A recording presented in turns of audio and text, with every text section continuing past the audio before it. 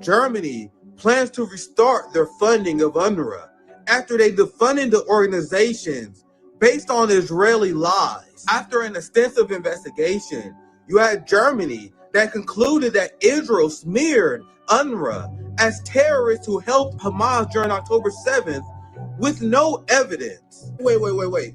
You guys know what this means, right? This means that Germany and many of these Western states cut aid to UNRWA, the lifeline of millions of Palestinians, with no evidence. And they did this as Israel was using starvation as a tool of war and there was an active famine. They cut aid that was going to Palestinians during a famine with no evidence. What made Genocide Joe, Germany and the West cutting aid from UNRWA, so evil and absurd is that we knew that Israel never had evidence. The evidence that they produced was a secret Israeli dossier where they got torture-obtained confessions. Torture is not admissible, and everyone in the West knew it.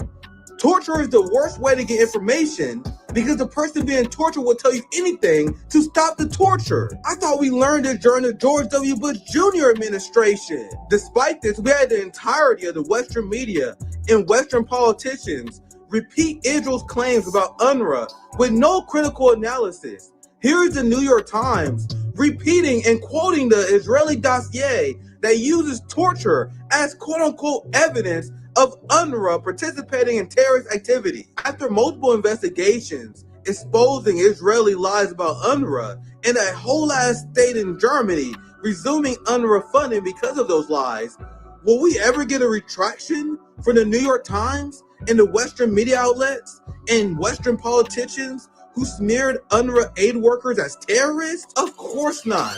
Every single one of these people who smeared UNRWA and attacked UNRWA, including Genocide Joe Biden, knew exactly what it was doing. They was helping Israel murder as many Palestinians as possible using starvation as a tool of war.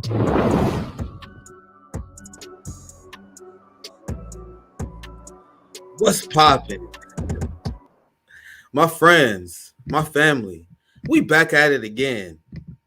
We back at a Thursday edition. You know, we don't stop here at RBN. We just had Sabby and JB. Fantastic show. I'm glad I was finally able to catch JB and Sabby live. Always a nice chill stream where we can enjoy some nice cool topics. Now it's time for Nick and Night, and it's time to break some hearts. Because I hope you guys realize the amount of tyranny that we are living under right now. Where we have a criminal government that is assisting Israel use starvation as a tool of war. Israel has, for a very, very long time, wanted to go after UNRWA. You had Israeli satellites. Now you guys see why I said it's so important to watch corporate media. Because I saw in September, Israeli propagandists go on Morning Joe and MSNBC and talk about UNRWA is undermining our campaign. We need to do something about UNRWA. All of a sudden, this PSYOP campaign starts.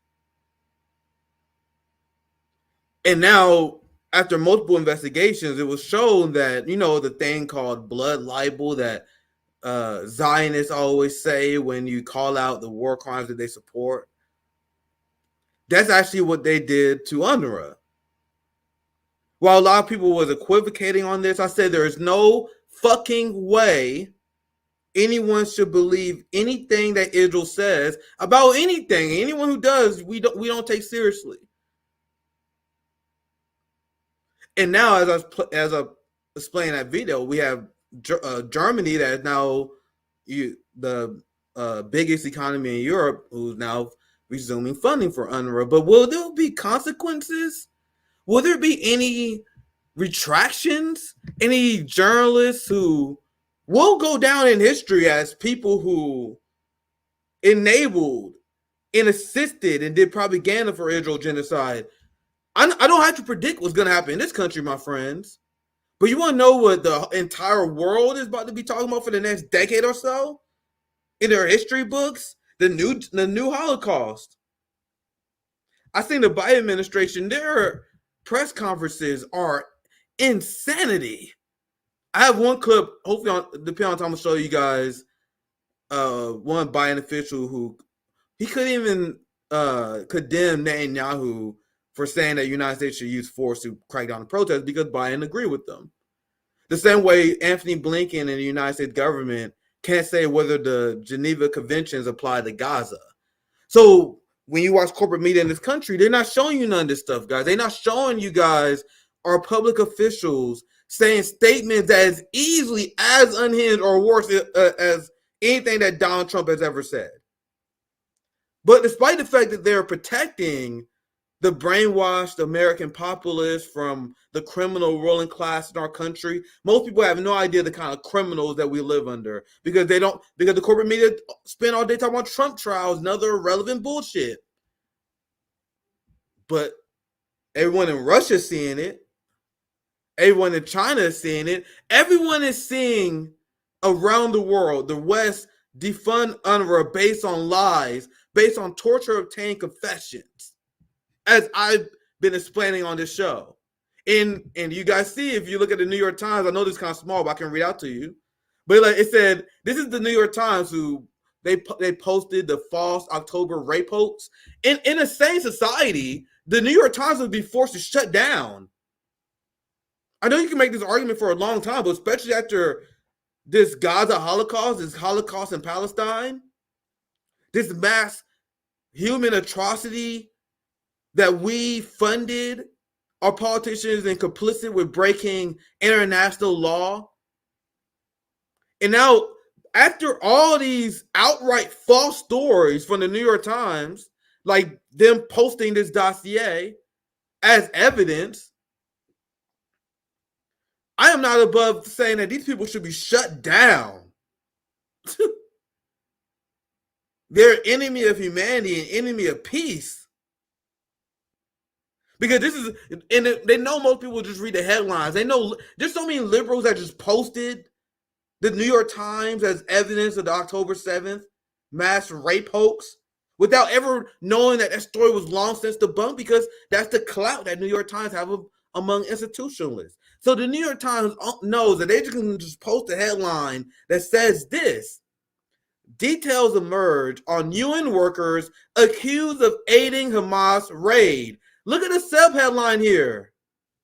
I know you guys can't see it, that's why I'm reading it. It said Israeli officials have presented evidence they say ties workers at a Palestinian aid agency in Gaza to violence during the Hamas-led attack on Israel. You guys see how they repeating Israeli claims as fact?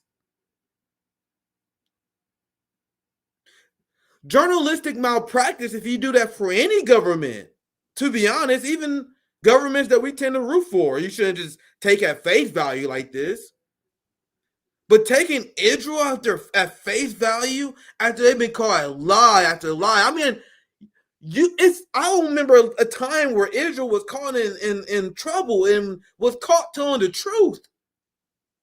And I covered this issue for years at this point, my friend. I'm no longer an amateur rookie journalist. I've been doing this for years. Never have I seen Israel say something that went against the mainstream international criticism of Israel. They're like, man, the criticism against Israel was really unfounded. That never happens. It's always the other way around. It always, Israel say some shit, the BBC and the Western media corporate machine repeat as facts, and it always get debunked later. Every single time. Without fail. I swear to God, I am not exaggerating. I covered this story a long time. If you know one story where Israel came out telling the truth versus people being critical of Israel lying, link me. I promise to God I will retract live on stream if someone can give me evidence of that happening one fucking time. You had Israel that came out and said they didn't bomb Al-Shifa Hospital. Multiple investigations came out and said they did. And they're like, yeah, of course we did. It's Hamas headquarters.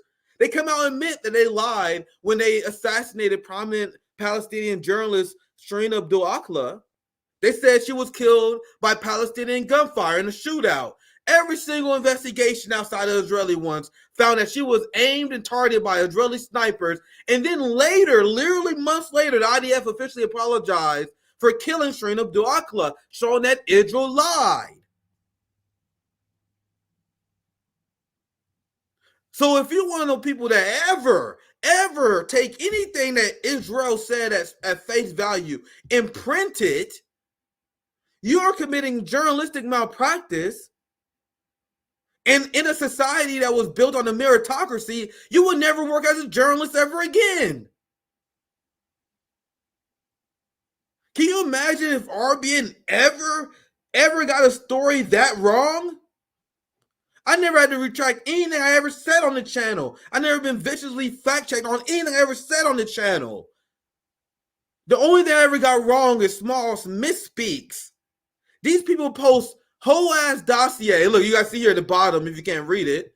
Israeli intelligence report claims 4 UNRWA staff. They are literally quoting the intelligence report that I explained and I cover multiple times. They got the confessions using torture, which is not admissible. And as I explained in my hotspot video, and as the entire world and everyone learned during the George W. Bush administration, actually people learned way before that. Because as a student of history, do you guys think empires, do you guys think the West decided to get rid of torture out of the kindness of their heart?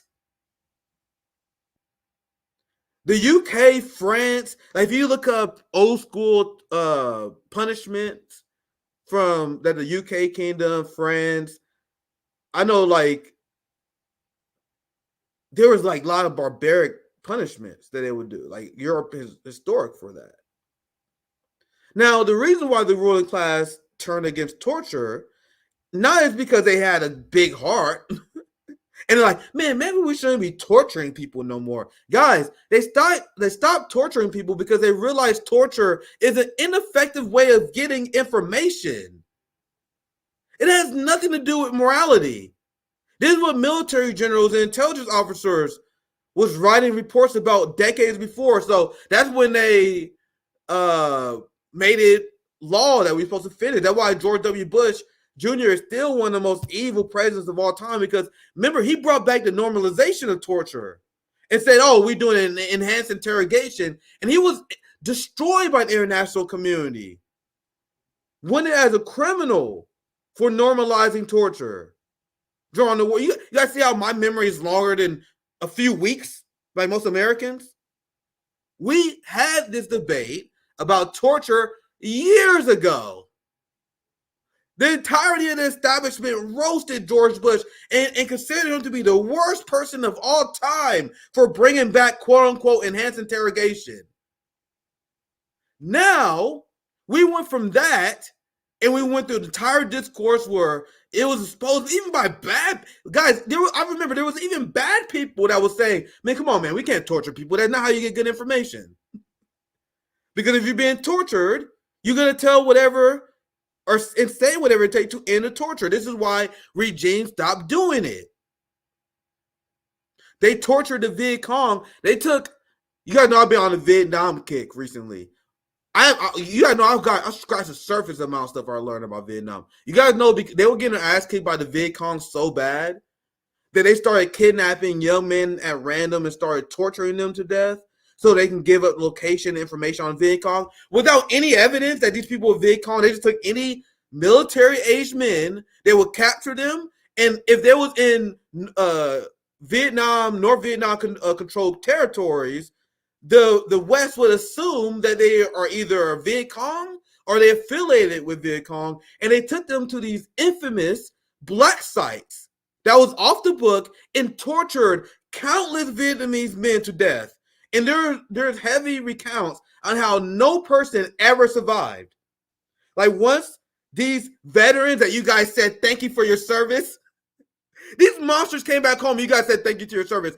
It's been widely reported how there is no accounts of anyone being taken in for torture during Vietnam ever surviving. That's how brutal the torture was. But despite just inflicting terror, Henry Kissinger and the neocons learned that, hey man, these motherfuckers are lying to us. The torture was so horrific. They was lying about VidCon locations. They were saying whatever it takes to end it. And that was one of the many reasons you can write a book about why the United States lost, because they would torture these people, get bad information, and then they'll get fucked up because of that. I went on that long diatribe to explain to you guys this is why the ruling class turned against torture, not out of morality. It's because it's an ineffective way of getting information. So if you know it's ineffective and you guys are going to stop using it as a tactic, you might as well get a PR victory and write laws about it. And oh my God, we oppose torture. No, they don't. Look at what they sponsored in Gaza. Look at the use of white phosphorus by our military all the time, which is a torturous way to die. Let alone all the other stuff I'm believing now. So it's not a morality concern. It's effective, and they might well take the propaganda win at the same time. So now that I explained it, do you guys see how absurd it is for the New York Times, for anyone to quote this intelligence report that relies on torture? There's no disbarment in journalism, but that's a journalist that doesn't deserve the work. Their credibility should be so low. Well, of course, they should be fired for any job they have. If they are financially tied to any journalistic job, for one, fire them. Secondly, if they work independently like me, they should have such low credibility they wouldn't be able to feed themselves. Or being, we don't survive by our titles like many of these PMC scum, these intellectual cowards do. They get everything fucking wrong, but they hold their credibility up by their titles. We are all college dropouts. We are not educated. Our being, we get the views, we got the influence that we have because of the credibility that we have.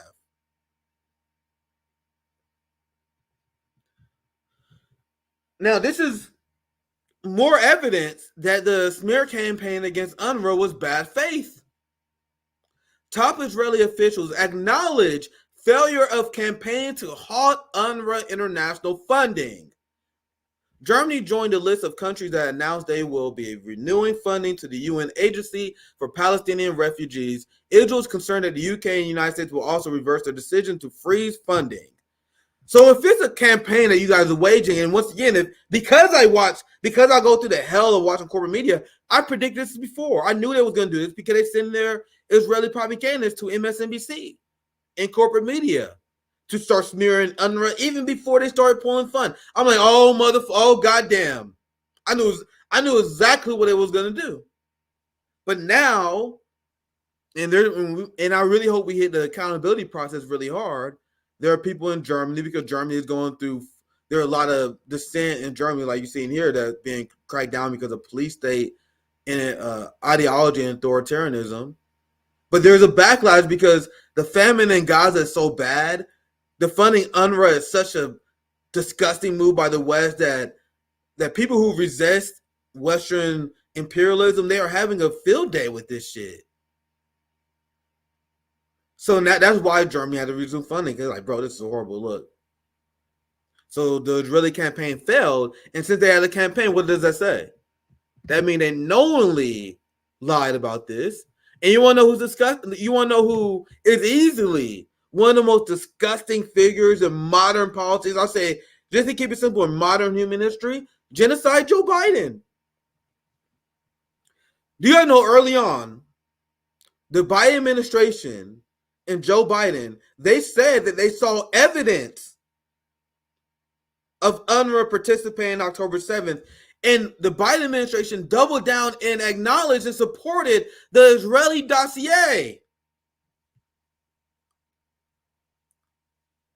So the Biden administration, and this is what nobody in the corporate media, there were no headlines that said this, the Biden administration endorsed torture.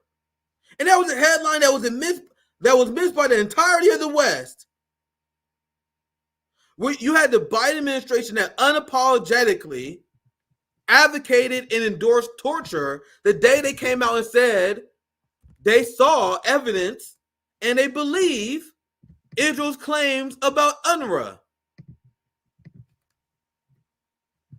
all the people who voted for Joe Biden, you better have a God you pray to. You better beg for forgiveness, bro. Like, we are beyond lesser two evil shit right now, bro. You guys enabled historic level evils. And you guys think I'm gonna let you forget it after the shit I took? After the shit I took from the Bernie Sanders left during my hard divorce? Why do people call me a secret Trumper? Because I told these people they lost their goddamn mind for voting for Joe Biden? Where Vosh, Hassan, and all those people went after RBN because we were telling people not to vote for Joe Biden? You think I'm ever going to let these people forget about this? You had Zach from the Vanguard who voted for Joe Biden. All these people vote for Joe Biden. And you know I would say if you in the know, it's unforgivable. You leading people to this monster. How did Biden administration kneecap the most essential aid group in Gaza?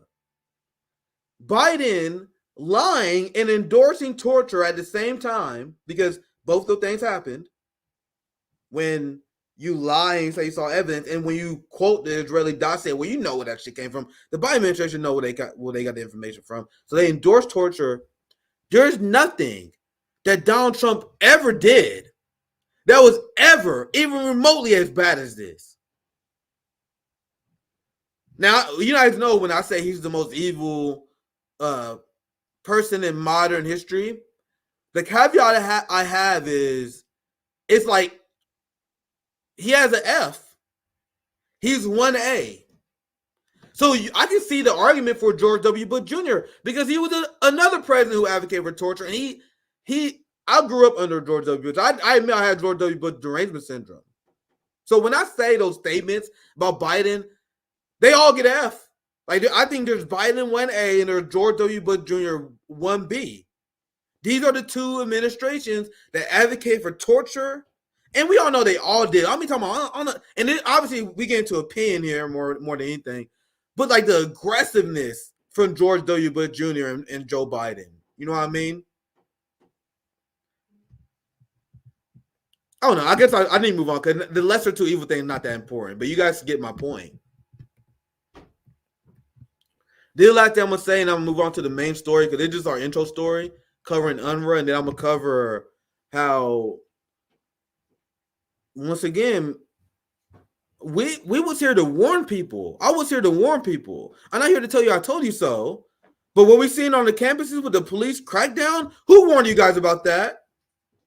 Who warned you guys that the police state will be used to crack down on people resisting war? Resisting Zionism? You have people resisting defund the police. You guys cheer for your own oppression. Congratulations. We get to that here very soon. Last headline here. Israel still has no proof of UNRWA terrorist claims, but damage to aid agency is done. This was printed a few days ago. And I really hope there's an accountability process. I don't got my fingers tied, finger crossed or whatever. I don't think it's going to happen, but everyone who spread this claim, and I'm talking about, guys, I watched all of it.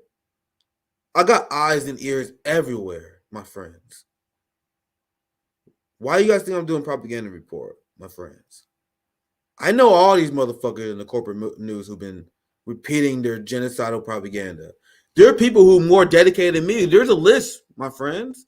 There's a list of all these people who spread these lies that have been circulating, and they will never be forgiven, never be forgotten. And if you're young, oh God, woo.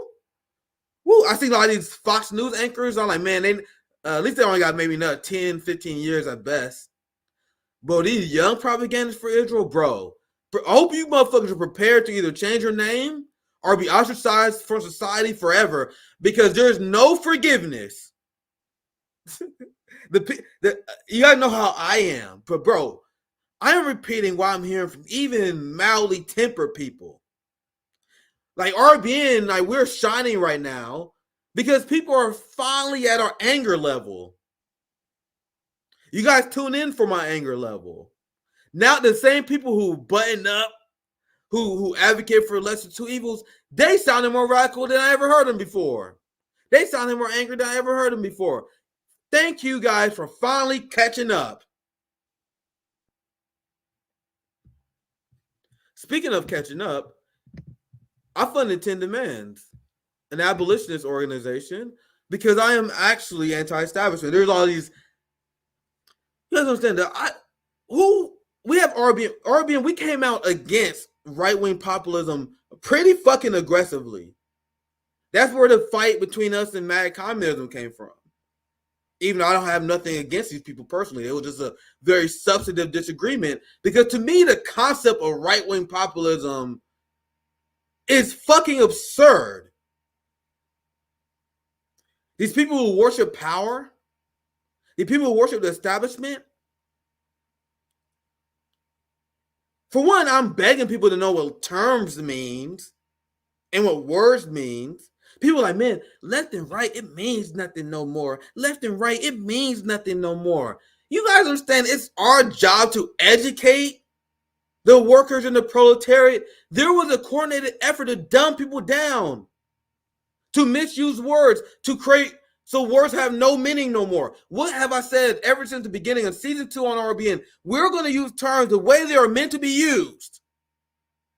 We're going to use terms the way they are meant to be used. And the reason why we are against right-wing populism, because it's inherently contradictory. Question for the chat, because I'm a student of history. Do you guys know where the terms left and right come from?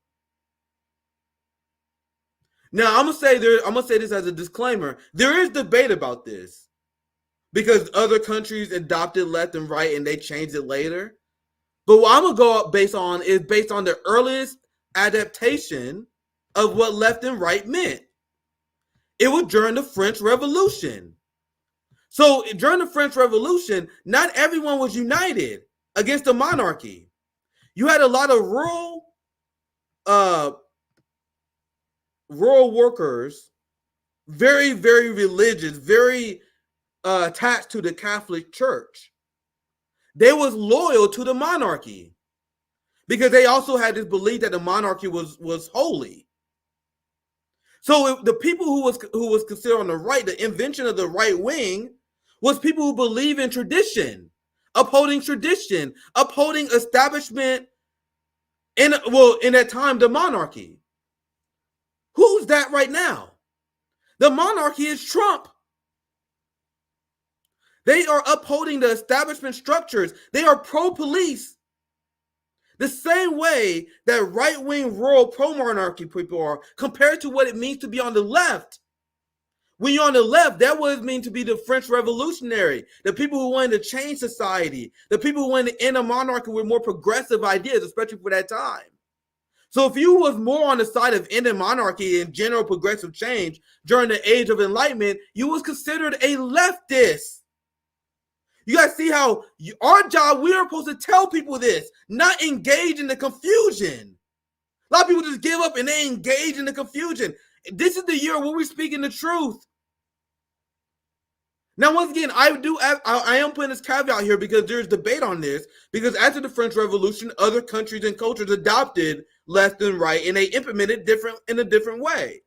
But what I'm doing, I'm taking it from the original definition, a revolutionary definition, where if you're on the left, you're inherently looking for progressive change against the establishment. On the right, you're all about upholding traditions, upholding the monarchy, substitute the monarchy for the government that we have right now, substitute the monarchy for Donald Trump. So what are right-wing populists doing right now? Right-wing populists, and I'm going based on, because I got eyes and ears everywhere. I know who the people who call themselves that, and I know who they're supporting. They're supporting Donald Trump. And they call themselves right-wing populists. You cannot support current establishment structures and be considered a populist. Now, do you guys understand why I say right-wing populism is inherently contradictory? So what it means to be on the left is if you are fighting this establishment, if you want revolutionary change, and I know things are very confusing, but I would say even if you're a libertarian, if you're one of those anti-war libertarians, and you want to end the military-industrial complex, you're on the left on that issue. You're advocating for change. You're against the establishment. Now you can get into the small details later. You can get into small detail about what that actually means, but that is what the definition, at least that's why I accept. And I will say, because there's a lot of different interpretations of this, but this is the historical analysis of what because I looked this up. I did a lot of reading in this. So my original point was, this is where my disagreement was with people who thought there was potential between the right-wing populists, because I already saw there was a misframing here. Because the same people who consider themselves right-wing populists, these are the same people who spoke out against me because I wrote an article talking about defund the police. I actually co-founded 10 Demands, an abolitionist group that was sponsored by multiple public officials and people who were running for office. The people who thought they was on the populist side was like, no, we can't defund the police. We need the police. These right-wingers don't realize if the liberals accomplished what they wanted and was going to take your guns, you guys know who's going to enforce that order? The police. How can you, like, people like Tucker Carlson and all these right-wing people, like, we need a revolution. We need to overthrow the establishment. But we also believe that we need to fund our police more than other countries' entire military. I said this on stream earlier this week. Just to give you guys just one crazy example. You guys know the NYPD police budget is 3 times higher than North Korea budget. Do you guys know that the NYPD police budget is similar? I think it's only slightly, like $1 billion less than the military budget of Iran.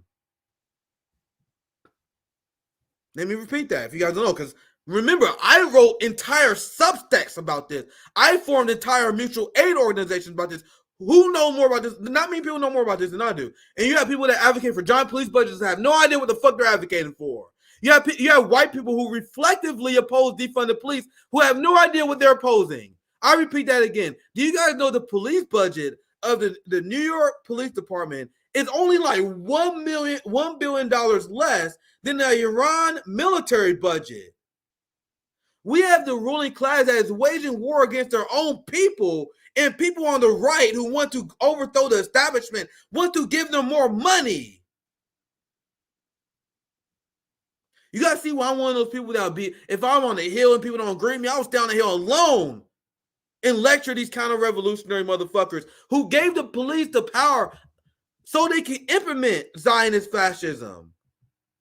Yeah, let's get to the video. I had this up for a while because that's my intro rant, my monologue, because we're going to get into how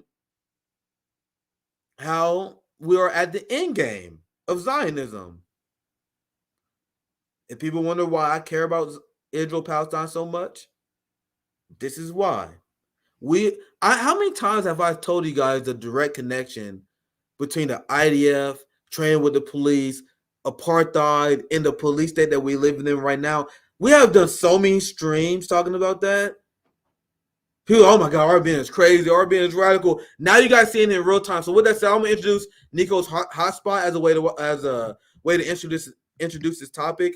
And I have a lot of stuff to show you guys. Inspired by the protesters at Columbia University, the students at the University of Texas decided to get out and protest themselves to show solidarity with the pro-Palestine movement. But after being outside protesting for a few minutes, not the campus police, not the city police, the state troopers of Texas showed up to antagonize and arrest protesters. In fact, by the end of the evening, at least 50 people were arrested merely for exercising their First Amendment right and protesting a genocide. That's right, these police look real big, bad, and brave when they're attacking peaceful protesters, but these are the same police that were nowhere to be found during the Uvalde massacre. And I know we got some state bootlickers that are probably like, no, they had to be chanting something violent, threatening somebody. They had to be engaging in some sort of violent behavior for the state troopers to get brought out. No, they literally didn't have time to, because the state troopers were already mobilized and the protest had only lasted 4 minutes before they showed up. It only became violent because the police started the violence. Oh, But don't worry, to their credit, they're not even trying to pretend that they're arresting these protesters for being violent. Here's Governor Abbott saying the arrests are being made right now and will continue until the crowd disperses. These protesters belong in jail. Anti-Semitism would not be tolerated in Texas. Students joining hate-filled anti-Semitic protests in a public college or university should be expelled. So in other words, they're not breaking a single law. You just don't like the issue they're protesting, and so you are having them arrested. That's a violation of the First Amendment, Mr. Conservative. Some colleges are banning free speech on college campuses. Well, no more, because I'm about to sign a law that protects free speech on college campuses in Texas. Also, that's just some of the most fascistic shit that I have ever heard. Here's another one of those constitutional conservatives, Laura Loomer, crying because Donald Trump was not allowed to go to his hearing this morning, screaming that it's totally unconstitutional at 9:16 a.m. And here's Laura Loomer at 8:10 a.m. of the same morning. Stop calling them anti-Israel protesters. This is no longer about Israel. This is about anti-American support for Islamic terrorist organizations. These people are anti-American, Hamas-supporting Jew haters.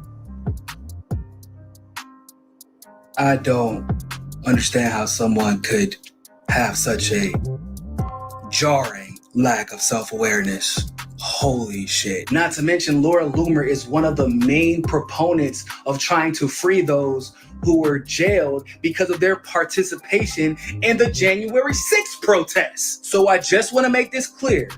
Abbott, Loomer, and many conservatives have already made it crystal clear. The protests aren't violent. They don't care about that.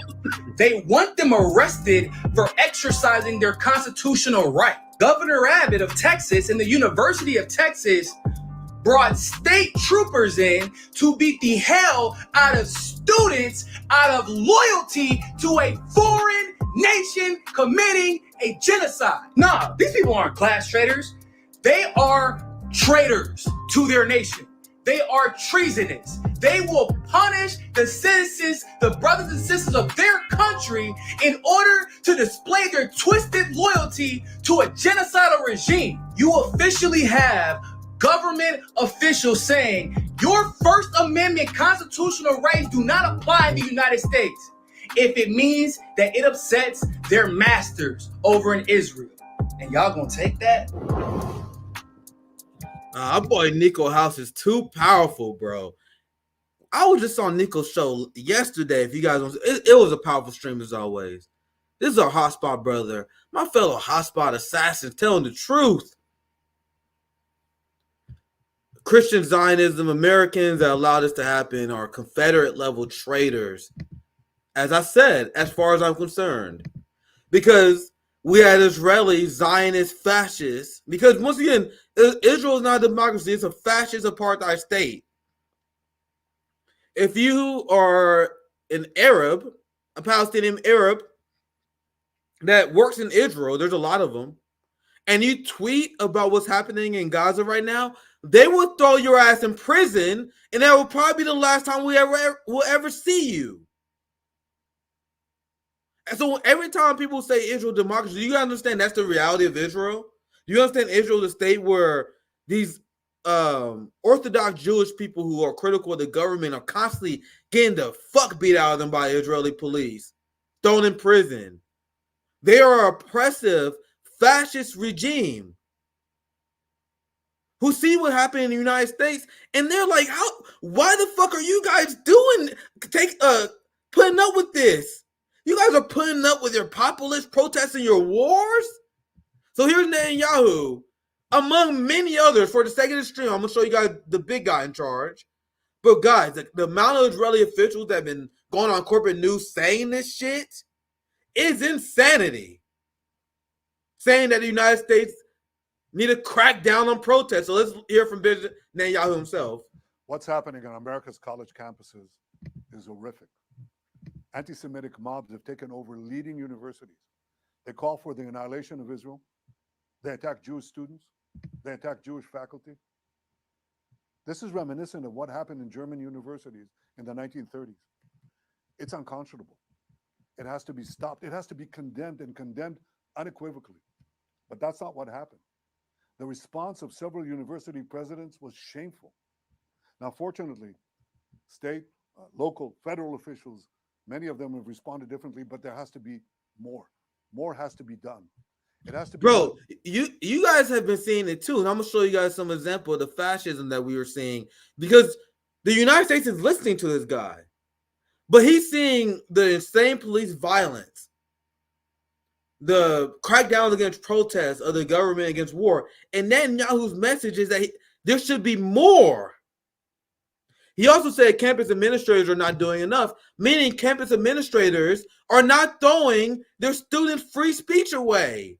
I told you guys 1,000 times that Claudine Gay is deplorable to me, because Claudine Gay, you know, the former Harvard president that was fired, she condemned Palestinian protests in very strong terms. Her crime was, she was like, yeah, I think these people are horrible, but technically they got First Amendment rights. You guys realize that was her sin? That was the sin that she did, and then white America proceeded to destroy her for advocating for the free speech rights of Americans, even though she said the protesters was like terrorist support. Like her statement was actually very deplorable. But she said, oh, technically they got the right to do it though, and she was fucking destroyed. So that's what Netanyahu's talking about. And this is the person who's given direction to Mike Johnson, to Joe Biden, who also condemned the protesters.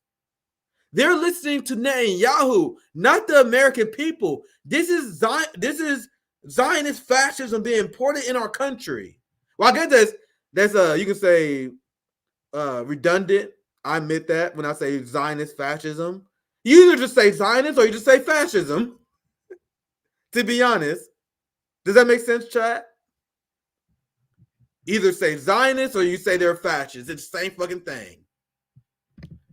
Let's continue. We don't have to watch the whole video, Nan. I'll just play a little bit more of his unhinged statements. Not only because they attack Israel, that's bad enough. Not only because they want to kill Jews wherever they are, that's bad enough. It's also, when you listen to them, it's also because they say not only death to Israel, death to the Jews, but death to America. And this tells us that there's an anti-Semitic surge here that has terrible consequences.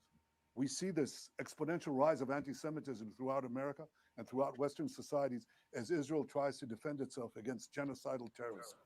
Now, so I want you guys to remember, every single time you hear someone say that it's anti-Semitic to criticize Israel and the war in Israel, they are repeating Netanyahu talking points. You know, since the liberals hate Netanyahu so much, John Fetterman, actually not even John Fetterman. John Fetterman's so unhinged, he won't criticize Netanyahu. So that's actually a bad example. But like the Nancy Pelosi's, the Ilhan Omars, we'll get to her later. All these fake progressives, all these liberals, the Katie Porters, all these people. Netanyahu, Israel would be great. It went for Netanyahu. Bro, and Netanyahu did what you guys want to do. The Israeli fascist populists will have him hung by a tree. There's only 2% of Israelis in early polls that show that Israel was bombing and killing too many Palestinians. The overwhelming majority of Israel is upset at Netanyahu for not finishing the job. They criticize the government for not bombing enough. So the idea that people just paint on Netanyahu is absurd. So these people pretend that Netanyahu is the worst thing ever. No, you are repeating literal Netanyahu talking points. Literally everyone on MSNBC, I guess that's who it applies to. Now, here you see Joe Biden getting direction from Benjamin Netanyahu. Now, this is technically before Netanyahu's statement, but you guys think they wasn't having a huddle? They openly said that they was having huddles. The direct channels between the United States and Israel. So as these campus protests pop up, you think Joe Biden and Netanyahu didn't have a conversation before this? That's who they are following directions from. Joe Biden is the most well-funded AIPAC candidate of all time. He knows who his masters are. So Israel wanted United States official to condemn protest, and Joe Biden jumped. Israel said jump, and Biden said how high. Now the thing is, this is actually fantastic. The second I saw this headline, the second I saw Biden condemn the protest, I was like, oh my God. Thank you for the revolutionary victory. Oh, you guys are truly amateurs now at managing the empire. We're in that nepotism baby stage, my friends, where people like Henry Kissinger was masterfully evil. The people who built these empires are masterfully evil. Now the people who's run the empire are nepo babies, or they climbed a ladder where there's no meritocracy. The people who climbed are the biggest whores. Joe Biden is the biggest whore for AIPAC of all time. That's why he's president. He's not president because he's the smartest. Hell, he's not even president because he's the best at managing the empire, because that's actually how empires start. The evilest, most brilliant mastermind rises to the top, but then as things continue, as the empire get more and more arrogant, as corruption continues to get worse, you get the dumbest among the nepo babies who still out, the most shameless of the traitors who still out to capital, like Biden. So they don't even know how to manage the empire. Do you guys understand how much of a fuck up this is by Joe Biden? This is possibly the worst thing Biden could have possibly said. Because Biden, Genocide Joe, who is historically unpopular, so hated by young people that he's even in the race with a Republican with young support, he then comes out and says, hey guys, I know I'm supporting a war you guys don't like. I know you guys don't like me. I know you guys trying to protest me, but cut it out. He said, cut it out. What do you think was going to happen? Do you think people were like, oh, man, yeah, fuck Joe Biden, but he said cut it out, so I guess we go home. No, sir. You sparked one of the greatest moments of revolutionary actions that we have seen in years. So because of Joe Biden and Netanyahu coming out so strongly, you want to know what young people did? They was like, fuck you. If you're going to tell me not to protest, we're going to protest even harder. So this was a Colombia. Well, there was protests everywhere, but Colombia, with their encampments, they really started a trend.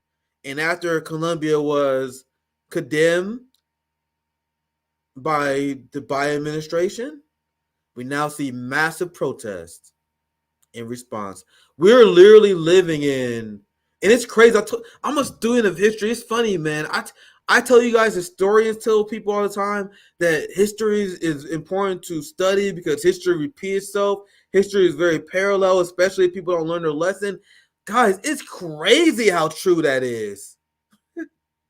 It's crazy how true that is, because this is exactly like Vietnam. You guys know, I've been telling you guys a lot about Vietnam. The details I don't tell you, the mass atrocities. I just told you guys about the torture stuff. This is exactly like Vietnam. A war that they're losing because Israel in the West is losing to Hamas in the resistance.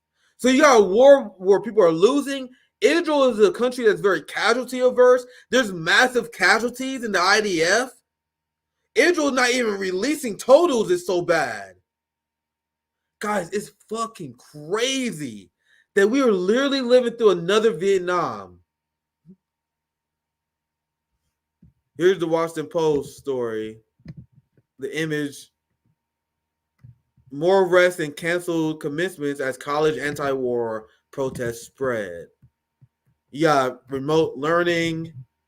You got being canceled for remote learning now. And now here, because I'll show you guys Netanyahu. This is glorious. Here's Anya from the Gray Zone, and you have the legend. She said the legend himself, Side Arcat. Hopefully, I'm saying that correct. We played him so many times on the show. This video is glorious because they're going to grill the Biden administration and his fat Siger about how you guys feel about Netanyahu and all these Israeli officials essentially demanding the United States to implement fascism. And they couldn't even get the Biden administration to condemn Netanyahu meddling in United States politics. You had the Biden administration that's constantly said that it's not our job to meddle in Israeli politics. Meanwhile, we got Israeli politicians meddling in the United States and Americans protesting where our taxpayer money goes. So this is the Biden administration being pressed on this. And you're going to see something unbelievably embarrassing. And a lot of people giving this guy shit. A lot of people giving all these talking head shit. But I told you guys a very long time ago, I try not to direct my anger at the press secretary because they already have a job that shouldn't exist. Yeah, we should condemn them for selling their soul, I guess. But their job is to lie for the president. So whenever you guys see unhinged performances from these people, substitute Biden in there. This is the direction of the Biden administration, and then by default, the Democratic Party. So it's more than just asking this guy to resign, like a lot of people are saying. There need to be mass condemnation, and I truly believe criminal trials for the Biden administration and everyone who worked and enabled this. You guys think I'm kidding? I'm gonna play this entire thing. I want you guys to see how absurd the Biden administration is. And I want you guys to remember, MSNBC and CNN will never show this. They lie by omission. We're the most propagandized country in the world. If it was Trump, they maybe show it because they got Trump derangement syndrome. But if you watch CNN, MSNBC, it's nonstop Trump derangement syndrome, Trump trials, completely irrelevant, while they not showing this. But as I play this video, you want to know who's showing this? Russia media, Chinese media, Iranian media, all in loop 24/7. 24/7. The world is turning against the United States in record amount because these clowns are being exposed on the international stage. So yes, these people are going to get away with it in our society, but there is consequences to this, and the fall of the United States empire is that. So let's watch the video, because I hyped it enough. So the Israeli prime minister called for a crackdown on pro-Palestinian protesters in the United States of America. Do you find this to be a gross, a galling interference in American affairs? I mean, especially from a leader of a country that had just received $26 billion of American taxpayer money. Do you find that to be annoying or in any way, interfering in the affairs of the American public and exercising their right to demonstrate? Well, Said, I will leave it to the Prime Minister's office to offer any clarification on his comments, but I don't believe he called for a crackdown. He literally called for a crackdown. He literally called for a crackdown. Let's be real about the facts, Said, which is that in the aftermath of October 7th, we are very much seeing a surge in anti-Semitism across the world. And its tragedy demands action. Right. Beyond that, though, we, of course, support the right of anybody to peacefully protest, to demonstrate, to make their voices heard, to express themselves in a peaceful and nonviolent way. Right. However, we also believe that harmful rhetoric, whether it be rooted in anti-Semitism, Islamophobia, is incredibly problematic. And needs to be condemned and called out against.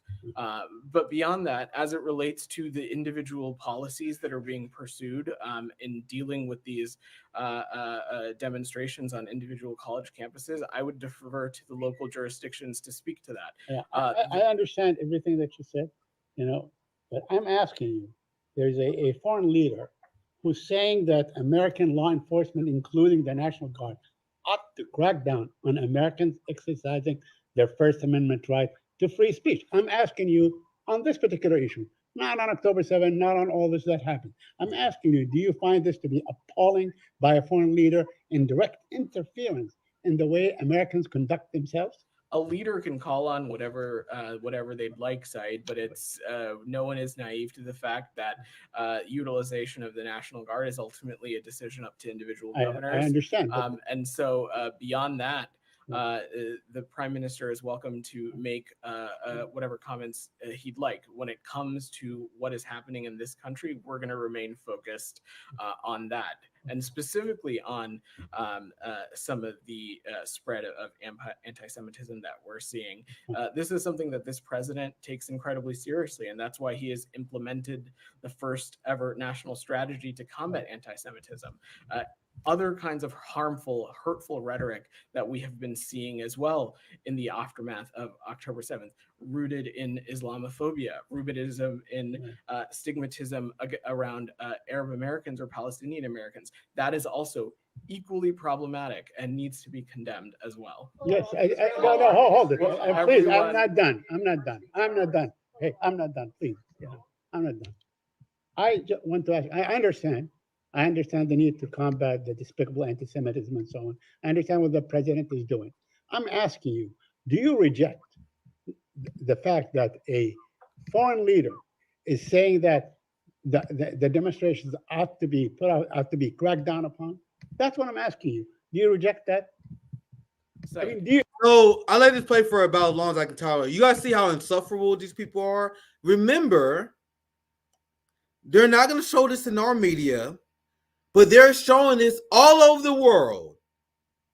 Every adversary of the United States is blasting this on their state media 24/7, showing their populace how evil the United States is. And then the United States and MSNBC and CNN, they come in and say, oh, that's Russian propaganda. It's Iranian propaganda, Chinese propaganda. Guys, technically it's true, but technically it is propaganda, but the only thing they're doing is just showing you guys what you're saying.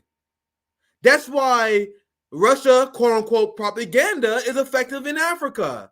Because technically, by the term, it is propaganda, but it isn't misleading, it isn't lying. So what they do is they say Putin, his goals in Ukraine is to invade Europe. Even though Putin says over and over and over and over again, that's not his goal. So what the United States do, they make up things they say. So Hamas in their charter, for example, say that their problem is not with Jewish people, it's with the state of Israel. You got to know Hamas says that in their charter, their 2017 charter. But the United States say Hamas hate our Jewish people. Are you guys understanding the trend?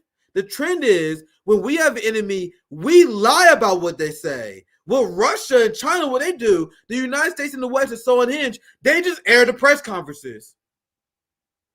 They just air the hypocrisy. Now do you guys see why the world turned against the United States? Now do you guys see why the global south don't fuck with the United States? Now do you guys see why multiple polls over the span of the last few decades show that the global population view the United States as the number one threat to world peace? Because as much as you guys want to hide this shit, white America, the rest of the world sees it. So I went to interrupt it only one time, but I'll let the rest of it finish because you guys know it's a longer clip. And then I'm going to show you guys the real reason why he won't condemn it. He keep deflecting to irrelevant things. He keeps saying, well, I'm not going to comment on what people in Israel actually say. That's bullshit. The reason why he's not saying anything because the Biden administration supports Netanyahu's call for fascism. The United States government supports Netanyahu's call for fascism because they're about to quickly implement it, as I'm going to show you guys in the next segment. You reject people, you reject the U.S. government cracking down on peaceful demonstrators, correct? Correct? Sorry. You reject that?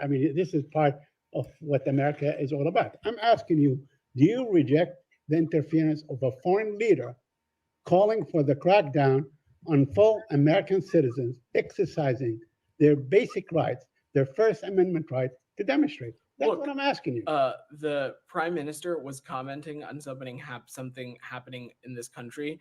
I will say I'm not over the asking course the Prime of this, Minister. I'm asking you. You are here representing the government of the United States of America. I'm asking you, you as an officer of this government, of this administration, do you reject the interference of a foreign leader saying that you must crack down on Americans exercising their right to demonstrate? It's a very simple question. I wouldn't equate that to interfering, Saeed. It is someone saying something. Ultimately, anybody who has a modicum of basic understanding of how the National Guard and how local law enforcement works, that ultimately, and so we're talking about the National Guard, that is a decision up to individual governments. So essentially, you guys listened to what Netanyahu said, right, sir? I'm going to show you guys that here soon, but I'll let it finish. Only 1 minute. Well, ask me about things that are happening in countries around the world. Right. You ask the secretary, you ask the president about events that are happening in countries around the world. We're seeing leaders from around the world offer their comments on things that are happening in the United States. But when it comes to the actioning on those items, there are procedures in place. Ultimately, these individual campuses can speak to what safety protocols that they have in place to ensure that students, faculty, and others are kept safe. What I'm saying in a broad sense is that rhetoric that is rooted in anti-Semitism, rhetoric that is rooted in Islamophobia, rhetoric that is rooted in targeting individuals for just who they are, is unacceptable. And we have seen that in some of these demonstrations. There is no doubting that fact either, Saeed. So now I've taken... So to this point, and to the ridiculous point that you guys are going to see repeated, that these protests are anti-Jewish. Despite the fact that a large amount of this protest, obviously I don't know the percentage, but there's so many anti-genocide, anti-apartheid Jewish people there. But that completely ignore that fact. The establishment is trying to paint the picture that the people at the protest, they are a hate group. They don't have a cause. They just hate Jewish people. That's the argument that they are using. What kind of hate group has a secret message that ruins the entire point of the hate group? So if we was having anti-Jewish rallies, why would the people at the rally be shy to say anti-Jewish things? So if it was an anti-Jewish rally, you guys could easily pull a random person from the rally and interview them and get all the sound bites as evidence that you guys need. The reason why they don't give examples is because that is clearly what's not happening. If we was having these movements that was designed to be anti-Jewish, we wouldn't make it a secret. Is the KKK secretly anti-black? Do the KKK go to rallies and they speak in code about being anti-black? And then we deny being anti-Jewish. The people who are white supremacists, the KKK and other hate rallies and other hate groups, they don't deny being hate groups. Richard Spencer, when you talk to all like the openly Nazi people, they like, yeah, we hate all black people. Yeah, we hate all Latinos. What hate group is doing this thing where they're like, yeah, we hate them, but we can't tell the media? That doesn't fucking make sense at face value. But that is said as fact by our establishment. You guys see how I can dismantle their points in so many different ways? Ignoring the fact that these protests are often being led by peace-loving Jewish organizations. Ignoring that fact, if it was a hate group for Jewish people, we wouldn't hide it. That is not what hate groups do. When you look at quote-unquote terrorist organizations, do they hide who their enemies are? No, they say death to America. Death to America, death to the U.S. empire. Then I say, oh, we don't be vague. Oh, you guys accusing us of hating America? Oh, come on, man. Come on, man. You get accused. Come on. We didn't say that. We just have criticisms. No, if you're a hate group, you're saying it with your chest.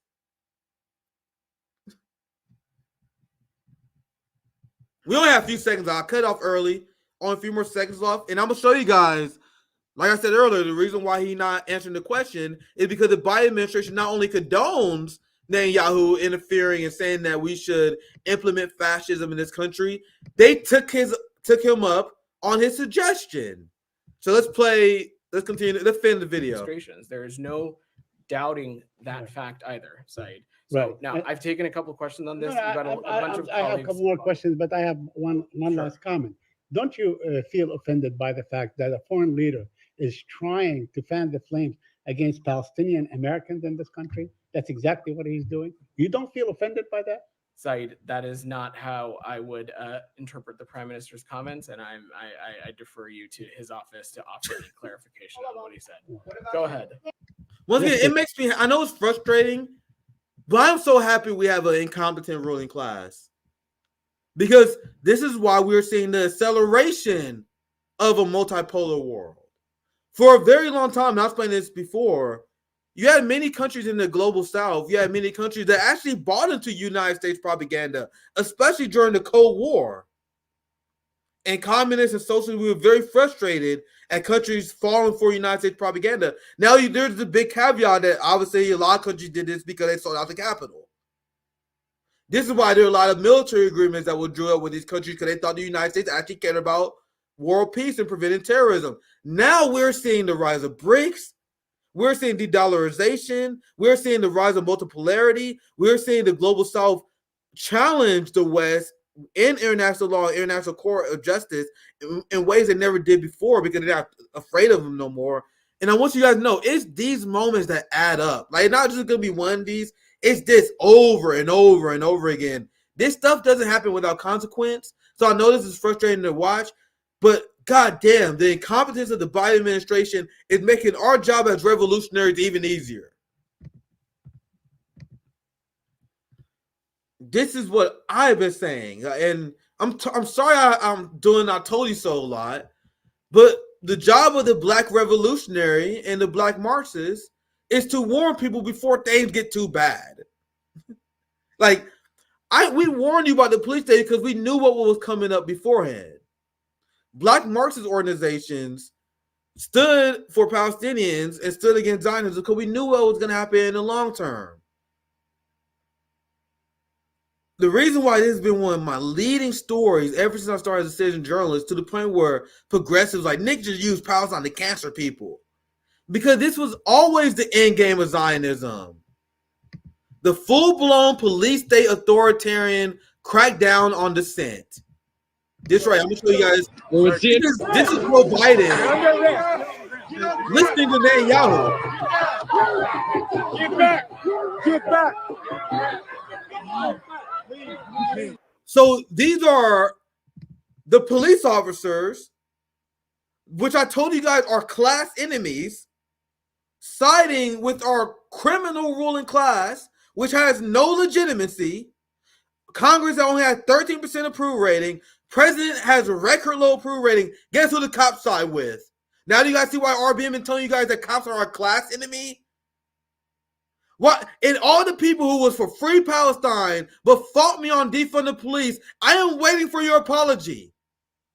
I am waiting for the apology for every motherfucker who virtue signals about free Palestine but was supporting the police state, which enables this kind of apartheid violence. What kind of revolutionary, what kind of populist, what kind of person who's anti-establishment support funding this garbage? I am a revolutionary. We need to be forming our own governments. We should be forming our own modes of protection. We need to arm ourselves, have community protection. We can't be relying on fascist, capitalist thugs. The entire, I'm talking about, and I'm calling them all of them out, the Tucker Carlson, the Russell Brands, all these motherfuckers who condemn defund the police, but they say they're anti-establishment. They say they want revolution. You are funding your own oppression. Well, not Tucker. I want to be clear because you got to know I'm all about clarity. I was a little sloppy in that statement there. To be clear, the reason why Tucker loved the police, because they want the buffer. All these people who are PMC, all the PMC scum who was speaking out against defund the police, they want this giant police state because they want a buffer against revolution. These scholars know that if we ever got close to revolution, the police will stop us with force. And a lot of these people who hate revolution, like most social democrats do, they actually want that police buffer. They're like, yeah, we want some reform, but if the proletariat ever get out of hand, they just want those people there. And I promise you, they will never admit that. The class antagonisms make it so they will never admit it. The PMC class people are like, no, I'm against defund the police because of the slogan. I promise you, my friends, they know what they was doing. What's popping? Let's go. We got another JB Font, Crashing Nick at Night. What's popping, my brother? Hey, man, good to see you. I got a quick question. Where are the don't tread on me people in the free speech absolutists right now?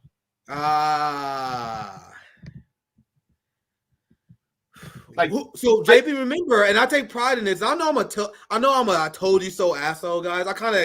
You got to embrace it. I learned that you got to embrace it in this industry, or people will lie about you. People won't give you credit. That's why I embrace it. So JB, who was the first channel leading on the police issues? Who was the channel that didn't give a fuck about subscriber count? So we told you guys the only correct position as a revolutionary is defunding the police because they will be used against the revolution. In fact, I'll do you one better. It wasn't just RBN. It was you. It was Zoya. Zoya's love. Zoya's life. Yeah, and then it was awkward. You guys actually came up with 10 demands for justice, which is a website. Everybody go to 10forjustice.com and spread the word around. You guys actually co-wrote that in defense of defunding the police so that people can actually have real public safety instead of state violence coming after us whenever we try to exercise our First Amendment right. I'll let you finish. I just want to plug this for a second. You guys know the organization I funded, that Zoya's Love. That's how I met Zoya, guys. I knew Zoya before RBN as an activist. And I was, for all the people say, oh, Nick, what you don't do anything? You don't understand how many organizations I founded? 10 Demands being one of them. RBN being another one. RBN, Kansas City Mutual Aid being another one. Your boy got mutual organizations that he founded, and people still say I don't do shit. And by the way, do you guys know we not only founded 10 Demands, we had public officials, people running for office, even people that was to my right, but I didn't care because I have a greater overall goal here. People that was to my, we had public officials that came out and endorsed it while it was running. Christian Smalls, legitimate activists. So we wasn't small time, and I do give a lot of props to Awkward and Zoya for helping us. We all put this together, right? But anyway, sorry, I just want to give more information. I didn't mean to cut you off, JB. I want you to finish your thought. I just want to plug. No, this is great. That we've been endorsed by legitimate organizations. Like 10 Demand is not just a side organ, not side hustle of mine. Mm-hmm. But my biggest question is, you have these people that do paramilitary exercises in their camo in the woods, and they're saying, oh, well, we're exercising our Second Amendment rights so that we can go up against the government in case it gets tyrannical. Now's your time, bro. Now's your time. Where are you? Why aren't you going to these college campuses and protecting the college kids that's surrounding that, where the state is surrounding them? Why aren't you protecting them? Oh, wait. Because you guys were silent the same way y'all were silent when we were actually protesting police violence during the Black Lives Matter protest too. Y'all weren't there either. See, here's the thing. A lot of these people that got this yellow flag that says don't tread on me, they're a bunch of paper tigers. They're not actually about it. Because if they actually were about it, they actually would be out there protecting these kids because they're exercising their First Amendment rights. But you don't care because you're actually some of the same people with badges and guns that are actually saying, oh, don't tread on me, until you guys actually have to do your job to protect property and defend state power against the freedom of people. That's as you have all these charlatans and people like Russell Brand, who I grew to find very distasteful, who I like because of the Ukraine coverage, and I've roasted him many times. Like people like Russell Brand, he one of the people who pretend that there's a free speech movement on the right. Shame on all you motherfuckers who ever bought into that talking point. What did we say on RBN? We didn't get the surge of right-wing supporters because we told the motherfuckers that you guys are fraudulent. I told you guys that no one on the right support free speech. The only thing they want to do is say racial slurs on social media without consequence. Yeah, that's how far free speech went for them. They want to be able to say the N-word. They want to be able to say whatever. They want to say anti-gay stuff without any consequence. They didn't actually care about freedom of speech on principle. And I said that on System Update. I said that so many times. But go ahead, JB. I know you want time to go ahead. Yeah, dude. And here's another thing. See, they're okay with banning TikTok, but wait till they go after Truth Social. Yeah. Wait till they go after that. Oh my God. Oh, our speech is being hindered, it's being imposed upon. Where were you guys listening when we were talking about what was happening with TikTok? And now that went to Biden's desk. He already signed that. So guess what? 6 months from now, guess what? TikTok is over. All because you guys thought, oh, well, this is just a liberal thing. You guys let partisanship destroy you. Yes, you. Because guess what? You guys decided to say, oh, well, they're just a bunch of commies. Guess who saved y'all asses way back in the day when it came to workers' rights? It was the commies. We saved y'all. We always right, y'all. Who saved y'all asses in the Second World War? Commies saved y'all asses. Commies were the ones that saved you. Don't look now, because the thing is that guess who else is saving you? The left. The left is saving you right now. When we talk about Julian Assange, we talk about Mumia Abu-Jamal. We're going up against the Zionist state of Israel that is actually trying to impede on our First Amendment rights by means of the ADL. And they're actually telling people, organizations like MSNBC, and guess what? Fox News is in there too. They're actually telling them, oh no, don't talk as much about what's going on in Palestine in these particular terms, because if you do, then it's going to draw up support, anti-war support. Some of y'all also, I'm sorry, Nick, I'm going on a rant, but some of y'all who talked about that you were against the Vietnam War, now you guys are sitting there making excuses for genocide that's going on in Gaza. And then some of y'all don't even want to talk about what's going on in Congo and Sudan and in Haiti. And yet, what? It doesn't make any sense. It JB, really to your point earlier, you gotta call out this hypocrisy every single time.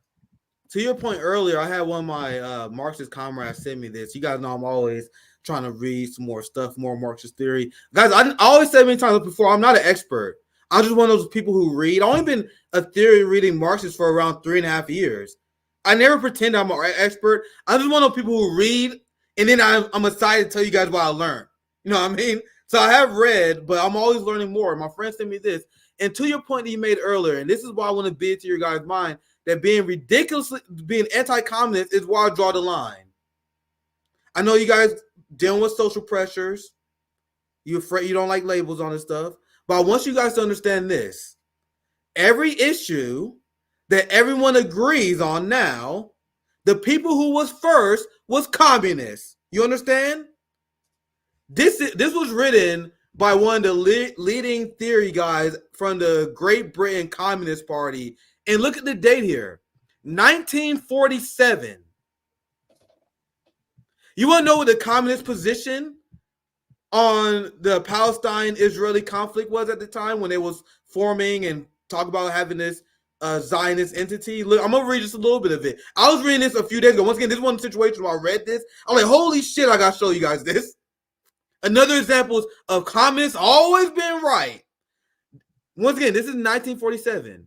This conference of representatives of communist parties in this country of the British empires extends its warmest greetings and pledges its full support to all the people of Palestine who are struggling for national liberation against the military, political, and economic domination of British imperialism. So you have right-wingers in the tender age of 50 and 60 that just now discovering how bad Israel is. Hey, JB, Tucker Carlson just now getting it. Alex Jones is now getting it. All these people are just now getting it. Meanwhile, communists been calling this out from day one. Mm-hmm. Now, here's one thing I will add. We're glad that they're getting it. We're glad that they're arriving to this position because they need to. And this is a position that a lot of people need to come to. So I welcome everybody who comes to this position. Of course. But here's my thing, right? Just like you're on this issue when it comes to Palestine, you need to be just like that. You need to also be on this issue in Sudan. You need to be on this issue in Congo. You need to be on this issue in Haiti. You need to be on this issue in every other conflict that is going on around the world, because U.S. imperialism is really the driving force behind this. And a lot of people are saying, oh my God, well, Israel has control of the United States. No, baby. No, baby. It's the reverse. The United States has control of Israel because Israel is a tool of the United States. Let's make a thing, turn a thing a thing. Let's call it what it is. It is manipulation of a region so that they have an attack dog in the Middle East to keep control of the area. Israel is a tool of the United States. That's what it is. Yeah, these I'm running a little bit behind, so I'm gonna try to go through these receipts a little bit faster here. I was planning on only going 90 minutes, but I have a segment from Fox News I have to show you guys. So I'm gonna go a little bit longer than 90 minutes, but I gotta go through these a little bit faster here. So I'm gonna show you guys some examples of the police state being weaponized against anti-genocide protesters. As I said, I show you guys seen the clips up as we was talking. So I'm gonna move on. This always was the end of Zionism, which is why this has been one of my number one issues from day one. JB, you've been following me from forever. Am I telling the truth? Who's been talking about Israel Palestine almost all the fucking time? Yeah, people call me that. Since FHL, the beginning of FHL, you have been talking about Palestine. In fact, hell, I will credit you this. You also helped teach me about it, and I thank you for that. And now everyone on RBN is leading on this. I'm not trying to say I'm the only one on RBN. Now RBN, we are one of many who are leading on this. Max Blumenthal, I would say he's probably the leader left intellectual that speak out against Israel. His tweet. Blumenthal, Abby Martin, yeah, of course. We're not alone on this. Like I told you guys before, Lee Camp is one of those guys I followed for a very long time. That's why it was for real. When we first talked to him, we had a good relationship with Lee Camp. He one of those guys that was covering Israel Palestine forever. He was one of my first sources. For a very long time ago. Like Lee Camp, it's been an honor being in community and talk to the guy who I've been following his work, because Lee Camp, Max Blumenthal, Black Agenda Report, like these are the people I follow. And this is why I was always getting the issue, something I always cared about. That's why when I got into citizen journalism, I'm like, I'm gonna do what Lee Camp and Max Blumenthal do, focus on the important shit like Israel Palestine. So big shout out to them. I'm not trying to take all the glory, you know what I mean? So big shout out to them. This is another very disturbing incident that was shown, highlighted by Max here. And I saw this everywhere as well. Georgia State Police, acting on behalf of apartheid Israel, assault a handcuffed protester with a taser. So I'm sorry that this is kind of graphic, but I just gotta show you guys what's going on. I don't think I will get in trouble on YouTube for showing this. So just heads up beforehand.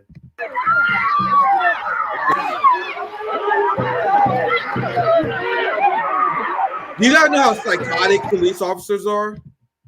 Because every police officer, and correct me if I'm wrong, because I'm going on my vague recollection here. Every police officer gets hit with a taser. They all gotta go through the taser test. You know what I mean? So they know how painful a taser is. They know how torturous a taser is. But despite police officers knowing what a taser feel like, the torture that a taser is, and there's a lot of long-term studies on tasers and tear gas is still very inconclusive, guys. Yeah. You guys know that? So despite knowing how horrific it is for people, they still use it on peaceful protesters without a moment hesitation. Here's Erica. I used to do shows with her. It's been a while. I've been watching. I've seen her on Twitter actually. But here's the LAPD marching. They marched towards the pro. Look at this. Can you imagine this picture in Russia, in China, how Western media will react? So this is a base tweet by Erica. I hope it did number. Oh, Jesus Christ. It deserves it. Look, 55,000 likes. Erica says, thank God this will not happen during the Biden presidency in a state ran by Democrats, in a governor that is a Democrat, in a town with a Democrat mayor, and 2 senators that is a Democrat. Surely that this wouldn't happen in that situation, right? Vote blue. Holy shit. You remember Crystal Ball, who I admit has a great new gimmick change. I'm a pro wrestling fan. She went on she did a whole face turn. She got a whole new gimmick. She's covering Palestine now. Do you guys remember when she was like, "Oh my God, you people advocating for third parties need to grow up. You don't want to advocate for workers' rights. You need to grow up if you don't vote Democrats." Now, once again, congratulations to Crystal Ball. You did a great makeover. Fantastic face turn. I'm a wrestling fan. I love it. You was off for a very long time. Now she's raking it in covering Palestine. But I want you guys to know, Crystal Ball and all these people who are raking it in, who's doing this face turn because it's easy to get the issues right. They was advocating voting for the people who implemented this. They was advocating for vote blue because they had Trump derangement syndrome. Nick, let's be real. There's a very famous picture circulating with Crystal Ball and her ex-husband giving money to Israel. Oh, Jesus Christ. Peter, I think I saw that, but I didn't confirm it. So I was like, no, come on, man. Is that true? Yeah. I saw it actually 2 days ago. I didn't look into it. I was like, come on, that can't be true. I was like, come on. That's very damning. Is she willing to apologize for that? Is she willing to eat her words on that now? That's my question. I agree. Like, guys, I'm not going to complain because that's the discourse around, like, Jackson who blew up. Like, guys, there are people definitely doing it for clout, but I'm not going to complain because it's game time. Like, the discourse. Should we take this person seriously because he got distant? Guys, I don't care, to be honest. Like, I'm going to shit on Crystal Ball, but I'm glad. I'm legitimately glad that Crystal Ball has been doing good segments on this. Like, with that said, I still may jab you a little bit, but I am legitimately grateful that, like, people like Jackson and Crystal Ball take advantage of. They may be clout chasing, they may be monetizing off of it, but hey, man, this shit's so important. I really don't give a fuck. That just to give you a full, coherent idea of my opinion. Feel free to chime if you want, JB. I will concede that. I will say that also some people have been wrong in the past, and this may have woken them up. Who knows? You know, and I could be wrong. She may have, yes, did that in the past. You're right. If I saw the picture, it's actually confirmed. But maybe she also had a 180, a change of heart. And if that happened, then I am very happy that she has had that change of heart. I don't want to completely lambaste her, and if I did, then I do apologize. But ultimately, like, it's like, you know, it's like I hope that this isn't just a temporary 180. I hope it's a permanent one. Yeah, this is more. You have faculty everywhere getting arrested. By the way, like, I don't have enough time, guys. There's so many videos. I'm giving you guys a snapshot of what's going on. Like, if I would show you every video I've seen, we would be on stream for 3 hours. Yeah. I'll give you a snapshot. Here are professors, students, everyone being cracked down, everyone being arrested. I actually played the audio of this video. Look at this. Oh, if I unmute it, here we go. Let's mute it first. Because the audio is interesting. I'm so sorry. Is there anything I can do for you right now? Can you call the philosophy department office and tell them I've been requested? Philosophy department? Yes. Call the philosophy department office. I will. What's your... I'm chair of the philosophy department. I got you. Look at this dangerous Hamas sympathizer, JB. Thank God they detained her. Who knows the kind of damage she was going to do to those Jewish students if she wasn't apprehended immediately. Do you guys see what's going on? We living in a country that's completely lost its goddamn mind. Now, do you guys know why you got to decolonize your mind? And I'll pass right to you, JB. But everything they tell you about our enemies, can you imagine if this was North Korea? You guys know what this is? We had a lot of fun debunking North Korea on my segments, don't we? Nick and Nice Season 2. That's been one of the ongoing segments of mine, haven't it? This is the lady that told people that in North Korea they push trains by hands. She went on Joe Rogan podcast and said some of the most craziest shit you ever hear. In white America, like, man, that sounds, they're Asian. They must be crazy. Yeah. And imagine if this was North Korea. In the United States, if you criticize Israel, the state police arrest you. This is not even what she does. This is the reality. But JB, sorry, I know you want to chime in. I just want to make that point real quick. Feel free to chime in. I know you want to chime in. Go ahead, brother. Well, no, I mean that professor, that philosophy professor that they were arresting. I mean, look, it's like, how is she dangerous? She looks like the type of person that the most dangerous thing she can do is bake chocolate chip cookies with Nestle Toll House morsels. That's all. That's the worst that she could possibly do, is give you cookies. And you mean to tell me that that lady that looks like she bakes freshly baked cookies on a Sunday morning is actually dangerous? Are you kidding me right now? For the people who don't think Joe Rogan is a fucking fed, which I've been telling you guys, this motherfucker sold out as bad as anyone else. Because I watched Joe Rogan a very long time ago. I told you guys the story 1,000 times. I spare you guys. But Joe Rogan was one of the many people who hosted this charlatan uncritically. And I know I've shown this video like 5 times on the channel. But if I ever mention her, I cannot mention her without showing you guys this video. So let's watch it. Go to one distance like once a month, and like here it would take like 1 hour to go the other place. In order to take a month at least to go, because there's no electricity, and sometimes people have to push the train. They have to push the train. Yeah, traveling in North Korea.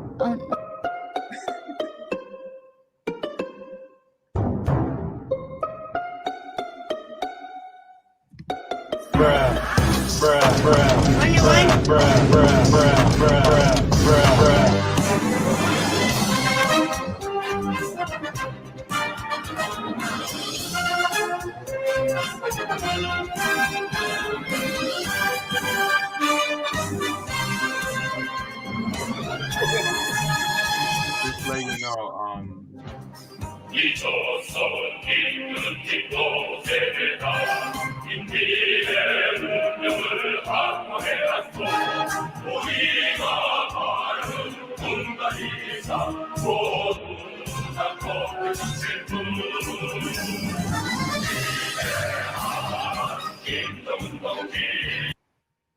So, since no other channel is going to do it, I'm going to be the only network. I'm going to be the only show ever that's going to beat the fuck out of this anti-North Korean propaganda that every single American have.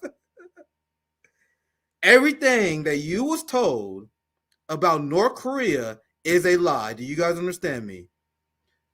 Yeah, everything. Every fucking thing you heard in the West about North Korea is a lie, and you still have independent media that repeats it. You got to go on Nick at Night to go and hear the truth about North Korea. You know, a country that provides free housing for their people, that often pass out food for free, free education, they study internationally abroad. Everything that you were told about North Korea, anything you were told about other countries is a lie. It was all projection. This is the reality of what it means to be in the United States. You have the same police officers who allowed children to die at Uvalde. The same police that let children die at Uvalde is here cracking skulls on behalf of Israel. And now protesters call them out for it. It's beyond absurd.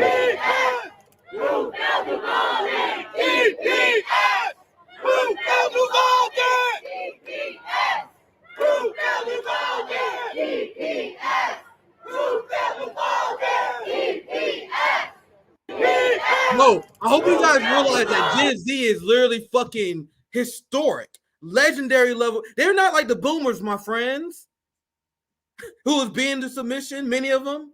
This is an extremely base generation. I really hope they don't turn out like the hippies who sell out later, but I don't think they will. We're seeing a generation that is extremely base. Let's ignore the Voss viewers, okay? The Voss side of Gen Z kind of disappoints me. You know what I mean? The Twitch side, but ignore those people because for the most part, Gen Z is base as hell. So as you have a fascist militia staring down these students across the country, you want to know what they're telling them, JB? You don't scare us. You don't scare us. You don't scare us. You don't scare us. Free, free, free, both sides. Free, free, free, both sides. You don't scare us. You don't scare us. You don't scare us.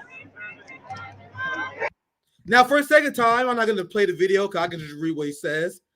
DeSantis pledges to expel all students from Florida if they protest Israel. Once again, you don't scare us. You guys see how DeSantis, the entirety of our ruling class, is importing fascism from Israel at the direction of Netanyahu. So now it's go time, my friends. It's go, like you said, JB, it's go time. We are living under fascism. Like, this is a question I always ask myself. What will you do now?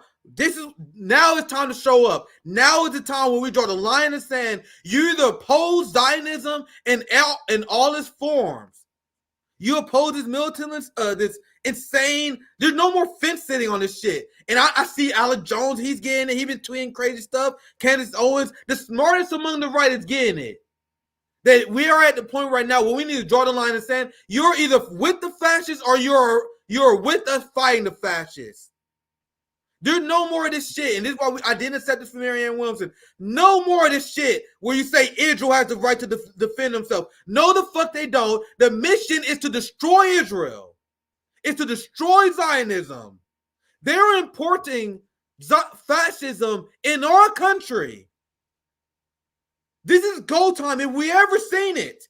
All the anti-tyranny people, all the Second Amendment people, if you don't think it's go time right now, you might as well give your gun up. If you're going along with this, give up your gun. You don't really believe the shit you say. JB. You know, that's also your tweet. I know you respond to DeSantis. So I'm going to put your tweet up and you can reply. Yeah, it's just like what we are seeing now is people saying that, you know, oh, well, we just need to follow the rule of law. The law is we have First Amendment rights. So if that's the case, exercising your First Amendment right is lawful. So if you are violating that, who's violating the rule of law now?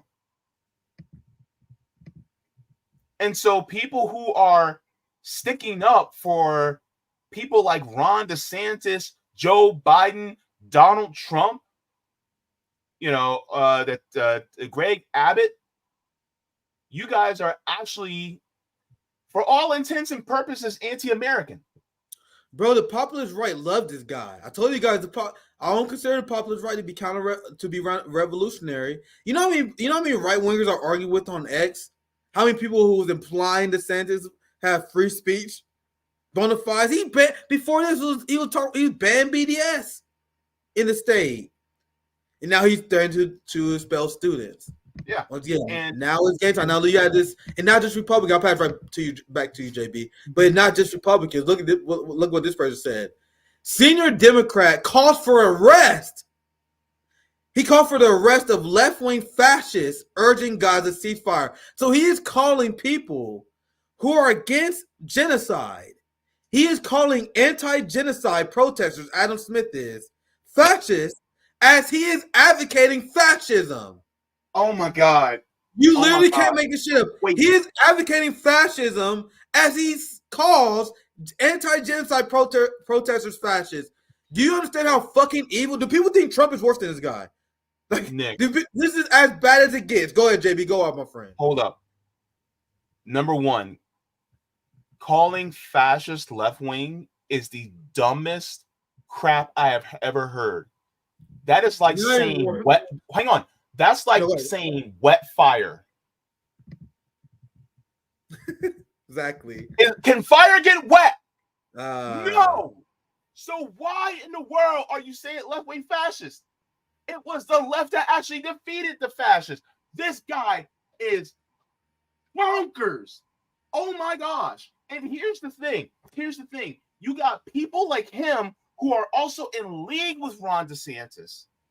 By the way, just to let you guys know, there are underpinnings of some colleges in Florida where this stuff is also going to be spreading too. And when it happens, we'll bring it to you. But I'm telling you right now, they're not scared of what DeSantis or this dime store fire marshal bill says. So look, I'm telling you right now, these guys are going to be on the wrong side of history, and they are literally advocating for genocide and allowing genocide to continue. And history will not look kindly upon them. I'm telling you. So there are still morons who pretend the Anti-Defamation League is worth a shit. They're literally an organization that is filled with Zionist scum. And this clip I saw earlier, holy shit. Bro, Morning Joe has been on... Morning Joe is probably the craziest programming on TV. I'm not exaggerating. You guys saw the Nick and Night I did last night, on Tuesday, I mean. Well, I was like, holy shit. And then on Wednesday, I went on Nico's show. Or was it Do Dissonance? No, it was Do Dissonance. Where we reacted to while I was co-hosting Do Dissonance on Rumble. And he showed me another Morning Joe clip that I didn't see that was just as crazy as the shit I just reacted to on Tuesday. And then you got this clip, another clip I missed. Guys, I watched a lot of corporate media over the last 2 days. Morning Joe is putting out some historic shit right now. I would say undeniably that Jesse Waters and Morning Joe are the two craziest shows on TV right now. Like if I had to put two, Morning Joe and Jesse Waters, the two craziest shows on TV right now and probably in the last few years. And if you think I'm hyping it too much, listen to what their guest just says here. About time that the presidents and these campus administrators across the country started again simply saying, you got to play by the rules. I mean, talk about the height of entitlement, right? Thinking that you can just act with impunity wherever you want. You know, it's funny. We're talking about Iran a few minutes ago. He said, we are entitled because we have the right, we think we have the right to protest without being retaliated by the state. I know I paused it midway, but I just had to emphasize how crazy that is what he just said, because he's going to keep coming. Like, bro, he's boxing, nigga. The left is coming right after the right. Like, he's not just going to say one thing. I just had to stop right there to highlight how crazy what he just said is. We are entitled for engaging in our First Amendment rights. So now I'm going to play all the way through. I just want you guys to hear this part again, because he's going to hit you with something else crazy that just as crazy. About time that the presidents and these campus administrators across the country started again simply saying, you got to play by the rules. I mean, talk about the height of entitlement, right? Thinking that you can just act with impunity wherever you want. You know, it's funny. We're talking about Iran a few minutes ago. Iran has their military proxies like Hezbollah, and Iran has their campus proxies like these groups like SJP and JVP. That, I mean, look at them. I mean, this is literally like a demonstration in Tehran, and you can't believe it's happening in Morningside Heights. So, hang on. Why wouldn't he call the actual name? Why did he say JVP? Why didn't he say Jewish Voices for Peace?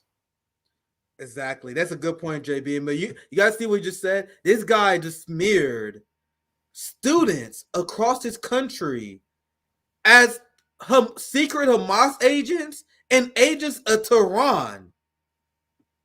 So the people who are actually traitors to this country, weaponizing the police state against the students and the protesters on behalf of a genocidal foreign country, they are implying that we're the traitors.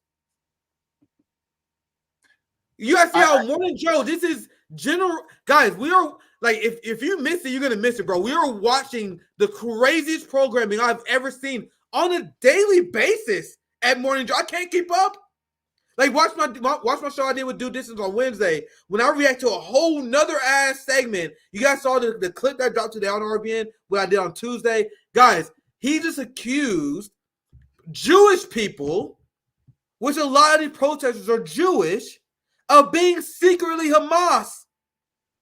He is smearing Jewish students as being secretly agents of Tehran because they're not loyal to Israel. This is the craziest shit you could possibly see on cable news, and it's said on MSNBC. Yeah. Truly, let me get to my other research. Almost done. Yeah, I'm not gonna play the whole Fox clip. I do want to play because I'll just name drop this guy.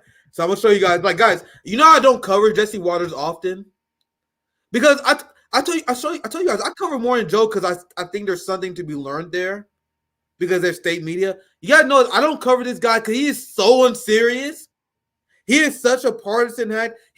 I usually don't even get anything out of showing him to you guys. The only reason I'm even showing you guys this guy is because Mike Johnson joins them. You know the Speaker of the House? The Speaker of the House gave a speech at Columbia condemning the protest. So guess who's going to praise Speaker Johnson for letting the protesters know what's good? He loves the fact that Mike Johnson is scolding the protesters the same way that Joe Scarborough loves the fact that people are bashing protesters. They legitimately hate the concept of people protesting their government. So this is only 4 minutes, but I don't think we're going to watch the whole thing. I'm going to show you guys how the right wing, the people who used to be for freedom of speech, Glenn Greenwald, who friend of the show, he was very honest about something. And he called out Jesse Waters by name. Because Glenn Greenwald, maybe a few weeks ago, said something that I think was very refreshingly honest. He said, I used to do segments with Jesse Waters, where he used to go on his show and talk about left-wing social warriors, snowflakes, who was against free speech. And then he said he kind of regret doing those shows because the only reason he did those shows was because he actually thought that Jesse Waters was principle of free speech. And ever since October 7th, Glenn Greenwald reached out to Jesse Waters because they was friends. Because Glenn went to debate him on live about his hypocrisy when it comes to he used to mock social justice warriors, like the purple-haired college girl for quote-unquote feeling unsafe on campus. He used to mock black students for quote-unquote feeling unsafe on campus. So Glenn exposed, he said this publicly, that he reached out to Jesse Waters and demanded to debate him because he was disgusted at the hypocrisy of this guy who was pretending to care about free speech. Now, listen to this segment. I'll play as much as I can. We almost done. I already went longer than I want to. So I'm not going to stay on this too much longer. I just want to show you guys just a little bit of it to show you guys how fucking batshit crazy our country has become. Well, House Speaker Mike Johnson crashed Hamas's spring break at Columbia today, and here's how it went. David. Enjoy your free speech. I am still to this day trying to decipher what that means. Because during this speech, I don't have to play speech because that would take way too much time. But during the speech, when he was getting heckled the entire speech, because I don't know how he expected it to go. But during the whole speech, he getting heckled because it's not his audience. And he said, enjoy your free speech. Guys, chat, I'm asking you guys, what do you guys think he mean by that? I legitimately don't know. It sounds sarcastic, like you're not gonna have free speech for much longer. Exactly. I think he honestly had a mask off moment and he said the quiet part out loud. Yeah, I think he was. Yeah, that's a good way to put it. Remember, this guy was a backbencher. He was propelled to speakership. He's very new, very young. So I think he was triggered. He said the quiet part out loud on accident. I think that's a good way to interpret it. Maybe it's a jab. Maybe a very unfunny jab. I don't get why you would possibly say the quiet part out loud like that. It absolutely doesn't serve you. Yeah. But once again, as I told you before, our current oligarchy is incompetent. They don't understand that you're not supposed to say this out loud. But I'll let the video continue because now Jesse Waters is going to bring Mike Johnson on. Once again, the only reason I'm showing you guys Jesse Waters, as absurd Morning Joe is, I think there's value in breaking down their state content. There is no value in breaking down Jesse Waters' culture war-ridden show, the most deeply unserious show on cable. But since he's going to have the Speaker of the House on, we might as well. So it's going to be tough, guys. Some of the student organizers are part of a group called Jewish Voices for Peace. Anti-Israel encampments are popping up at universities all across this country. The madness has to stop. The madness has to stop. Speaker, years ago, Ahmadinejad, the Iranian leader, spoke at Columbia University. Not a single person shouted them down, yelled, "You suck," but you get treated worse than he did. How do you feel about it? Woohoo! We did our job today. We spoke out. Thanks to John Lovitz for letting his voice be heard. I wish more people would. He's exactly right. We have to call this madness out for what it is. It was chaos on that campus. I mean, we were looking out to a sea of students' faces with rage. So many of them, Jesse, don't even know what the heck they're talking about. They don't. So for one, and he's gonna get to a lot of bullshit. So I had to stop here because he's gonna get to a lot of bullshit really fast, JB. So I'm gonna pass it right to you. But by the way, you guys see how they are condemning people for protesting? The reason why there are mass waves of people who are angry, that's a failure on your behalf, sir. Guys, the government don't give you permission to protest. If people are upset that people are protesting, that's a failure of the government. But before you continue, I'll pass to you, JB, because he's gonna hit us fast, really fast and really hard. So go ahead, JB. I want you to chime in, and I'm gonna let it continue. Hang on. Why do they have that video next to him with that red filter like that? Someone's propaganda. So let's go back. I'm gonna play what his full. Trust me, JB, you're gonna want to chime in because I know exactly what he's about to say here. It's literally crazy, and it's also shocking how weak their arguments are. And you're gonna see as I continue the video, they are in order to be a Zionist now and forever. You're going to have to live in the echo chamber. You're going to have to only talk to Jesse Waters. You're going to only talk to the people in the ruling class.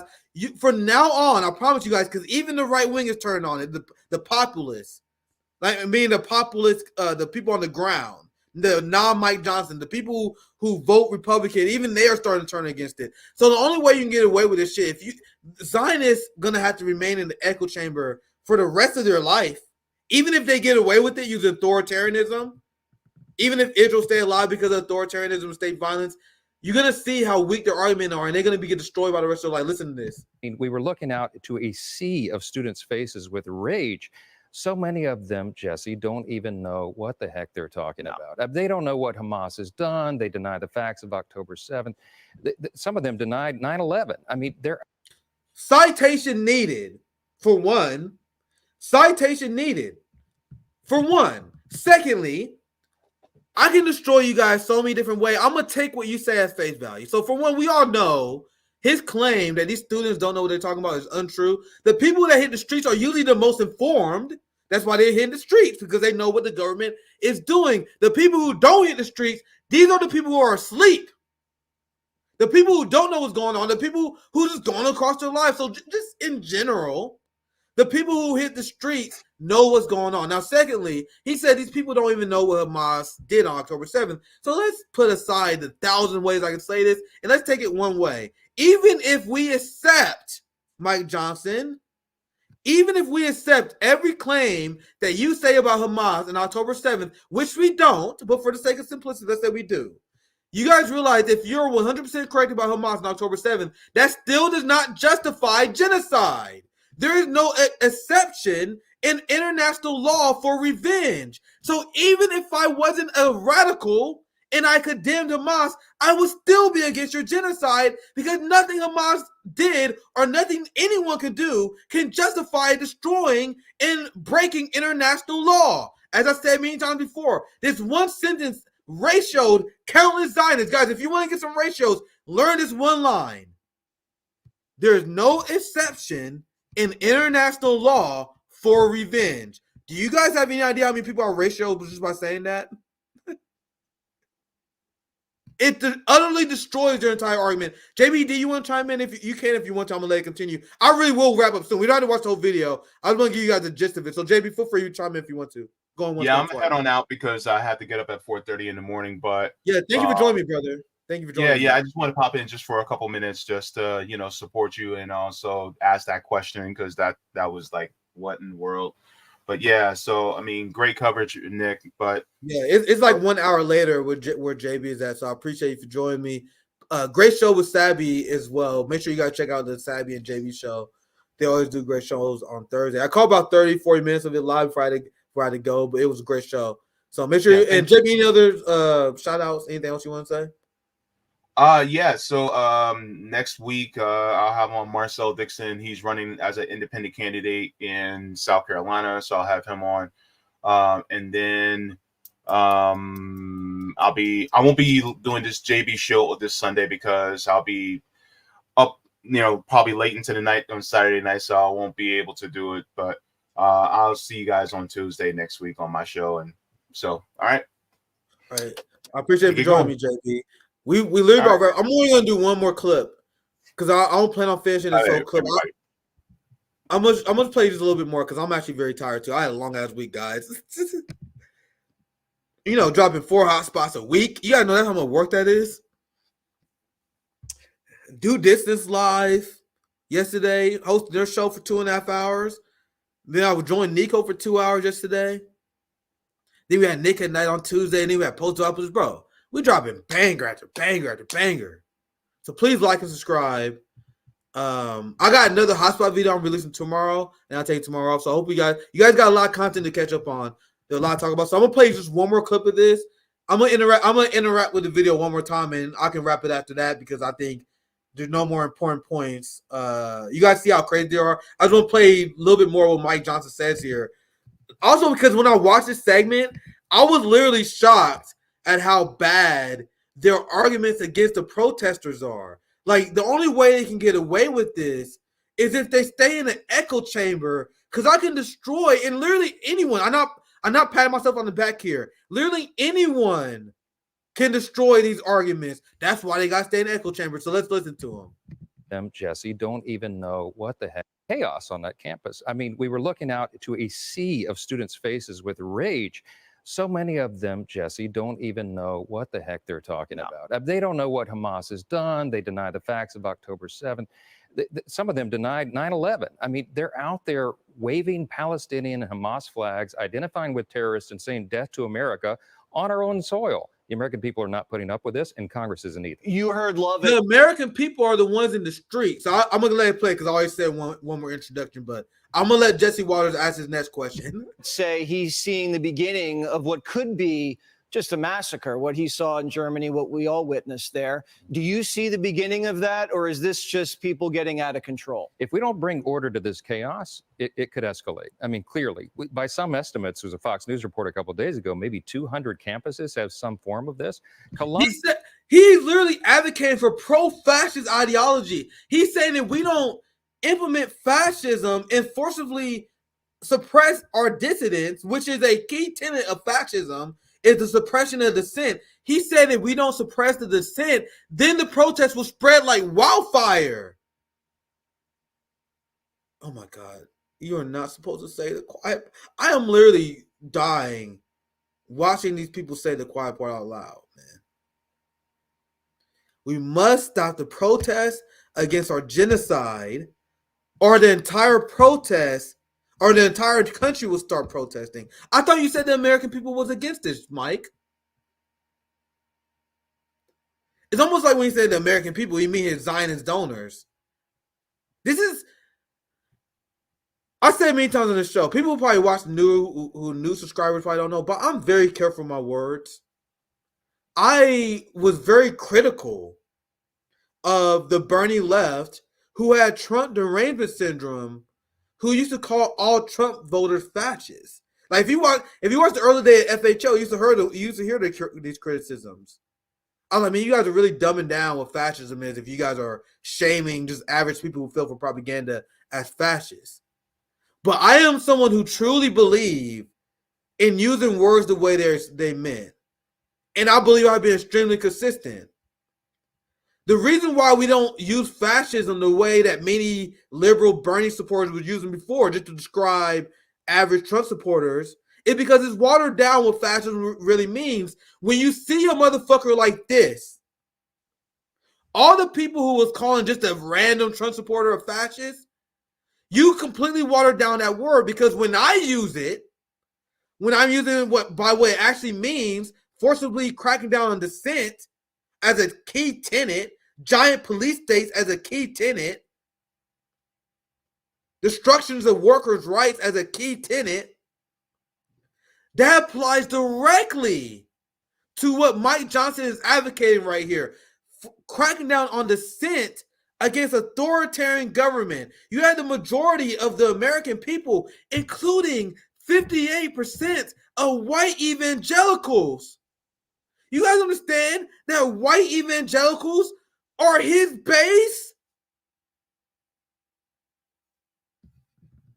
I'm gonna say I've showed this receipt 1,000 times, but you guys know I'm very receipt based.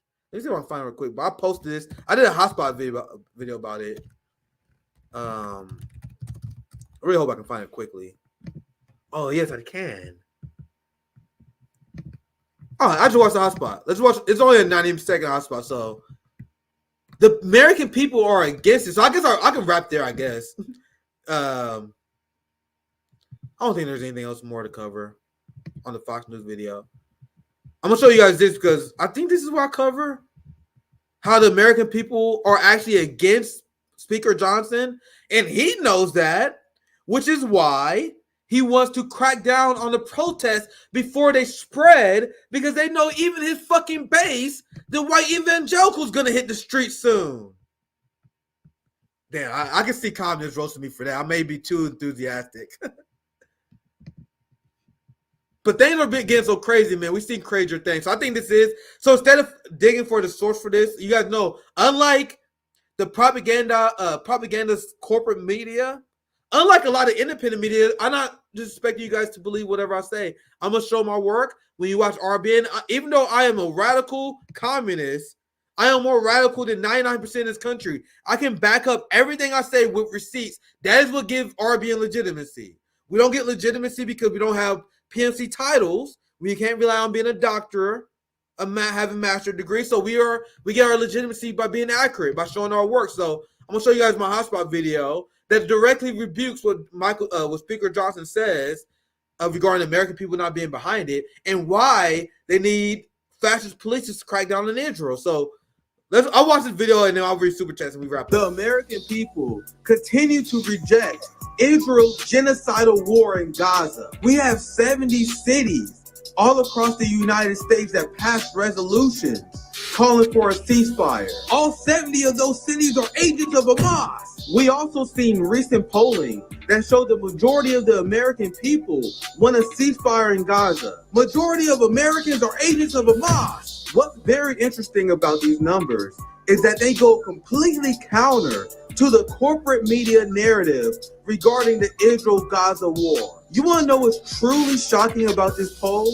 The main driver of Zionism in the United States, evangelical Christians, 58% of them support a ceasefire in Gaza. Majority of evangelical Christians are agents of Hamas. Bro, do you guys have any idea how much Israel is fucking up if they are losing white evangelical Christians? What's also truly damning to Zionism is the fact that we have half of American Jewish people who call for a ceasefire as well. Those Jewish Americans are agents of Hamas?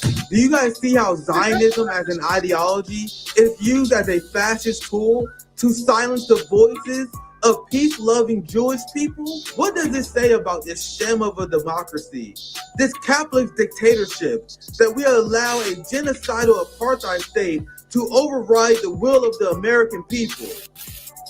Banger after banger, my friends. I told you. This was like 6 weeks ago. I'm dropping 4 hotspots videos a day. I have fun with these. Our boy, me and Greg, we be having a blast with these. If you guys don't know, Greg is my editor. He helped me edit these. We be having fucking a blast cooking these hotspots together. And then CBS and a lot of these other TikTok people be trying to steal what we do. Me and Nico was talking about this yesterday. Nico called him out on Twitter in a viral thread. Like, you guys trying to steal our style. It's not so easy, isn't it? These motherfuckers will drop one video. They'll drop 2 videos because they come up with 1 or 2 ideas. You guys know how hard it is to come up with these videos 3 or 4 times a week where you have to produce content, but we still come up with bangers because there's so much to report on. Make sure you guys follow Hotspot. I hope you guys enjoyed that. Now you guys see what Mike Johnson said is ridiculous. He is not fighting for the will of the American people. He is literally a fascist who wants to suppress the will of the American people. So let's read some super chats because I'm 2 hours in. What did I tell you guys at the beginning of the stream? I was like, bro, I'm in for 60 minutes to 90 minutes. Why did I say that? No, my ass cannot do a stream that's shorter than 2 hours. So here we go again. Another 2-hour stream that I did not plan. But let's read some super chats and I got to get the hell out of here. Because I got to wake up in the morning and make another hotspot video. So I still got a lot of work to do. Thanks for the $5 based on maternal rage. Biden was installed to make a controlled demolition look like incompetence. That's a great comment from once again, big shout out to Base from Eternal Rage, a newer name I'm seeing a lot of. So I appreciate the super chats. Thank you for $5, Killer Tomato. What up, peoples invited to the show? Don't take for granted that you're getting the most truth you can. Absolutely, I appreciate the comment. Try my best, man. Try my best. Another great super chat from John. Thanks for $9.99. I would like to learn more about how Zapatistas organize community defense. Great super chat. I would love to learn more, be able to explain to you guys as well. Thank you for the $9.99. One of my long-term goals, I'm training right now, bro. Get my guns back. I didn't get more cut. Bro, my arms are fucking huge, though. I didn't get more cut. But my arms are fucking huge, bro. I've been training. Maybe another 10 to 15 pounds, bro. I'm gonna get, bro, but my arms, look how fucking, bro, I got them 24-inch pythons right now, bro. I've been training, bro. So my goal is to create a martial art club. This is the long-term goal I have for Kansas City. Back when I used to be younger, I'm tired. I can't talk.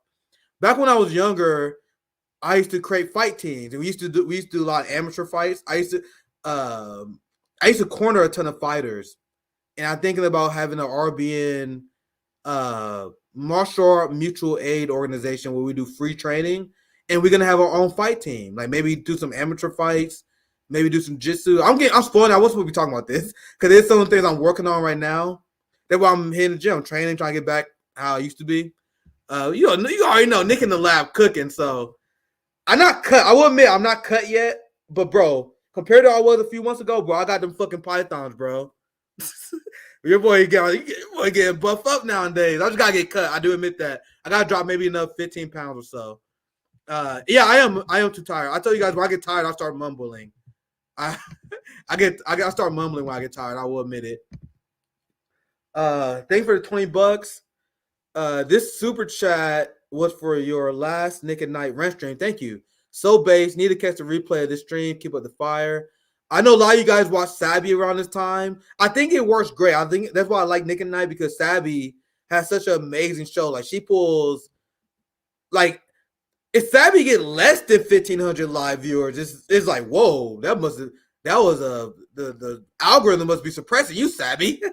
Sabby is killing the game. So it's like, you guys get Sabby and then you guys get Nick and Night back to back. So they're kind of an overlap there, but I see a lot of Sabby people kind of come in at the end. So that's how the RBN network works. We have our main channel here and we have our satellite. So you get the full RBN experience when you watch the JB show on his channel, when you watch JB and Sabby, when you watch Nick and CJ, then you watch Sabby and her live streams, and you watch Nick and Night. That's the Revolutionary Blackout Network. That's how it's supposed to work, guys. Subscribing to all of our channels. So, yeah, I do need rest. You guys, yeah, I do need a rest, bro. I put in so many hours this week. Anyway, let's continue. They for $20 ARJ. This is for today's Nick at Night rants, bringing the heat to apartheid Zio state and its fanatics. Absolutely. So you guys see, I'm fucking struggling to read this. I'm so sorry, guys. I'm tired. Because I'm training too. Like I'm training by like 5 times a week, bro. I was hitting the bag earlier today in the fucking rain, bro. You guys think I'm hitting the bag and it start raining, I'm gonna go inside? Nah, I'm gonna hit the motherfucking bag in the rain. Because that's what you motherfucking do when you're serious about training. I feel like a badass too. I wish I had someone recording it. It's raining. I'm raining. The fucking rain coming down here in the back, bro. I'm like, man, I really wish I had someone recording this. I'm having like a Rocky moment and shit. I think I left off here. Thank you for $5. Chima, be careful of these Miami and Paris-based Haitian pages online. They are anti-black, openly pro-Western, and cheer on imperialist intervention in Haiti. Yeah, like. Thank you for super chat. Like a lot of these sources, like I'm like, man, I really hope this source is not fucking. I really hope this source is not fucked up because it's hard to know like the background of them because there is a lot of this weird stuff. So, let's move on. Almost done. You guys, appreciate the support. We got DJ who's gifted some memberships, so big shout out to them. Big shout out to James for the super sticker. This is the last super chat I see, so I'll read this one to wrap up. That is because the Second Amendment free speech preachers believe that taking crumbs from the working class colored folk is challenging big government. Thank you for super chat, Chima. You guys know I'm about out of energy for rants. I'm gonna make a hotspot video on Friday, and I'll probably take this weekend off. Hope you guys get it. I did 2 shows back to back with Do Distance, Nico. There's a lot of content that you guys gotta catch up on. Oh yeah, but I told you guys. What did I tell you guys? I told you guys this year we are invoking doctorates. I already invoked a few doctors this year. So welcome to class, Nick and night class. I like that. Welcome to class. You guys know I'm in the lab cooking. I plan for an hour live stream, and it always end up being 2 hours because I always over prepare for you guys. I always dropping too much knowledge for you guys. So catch up if you watch Sabby live today. And you didn't catch this live, I know most of you people are working class, so make sure you catch up on the replays. Catch up on Nick and I on Tuesday. I was on Nico's channel on Wednesday. I was on Do Dissidence Rumble only stream yesterday. So you gotta have a lot of Nick related content to catch up on. So I'm gonna take this weekend off of live streaming, but I will have a hotspot tomorrow drop for you guys. So there's gonna be a lot more, still more content. Stay tuned. Make sure you guys like and subscribe. Thank you guys for listening. Have a good night.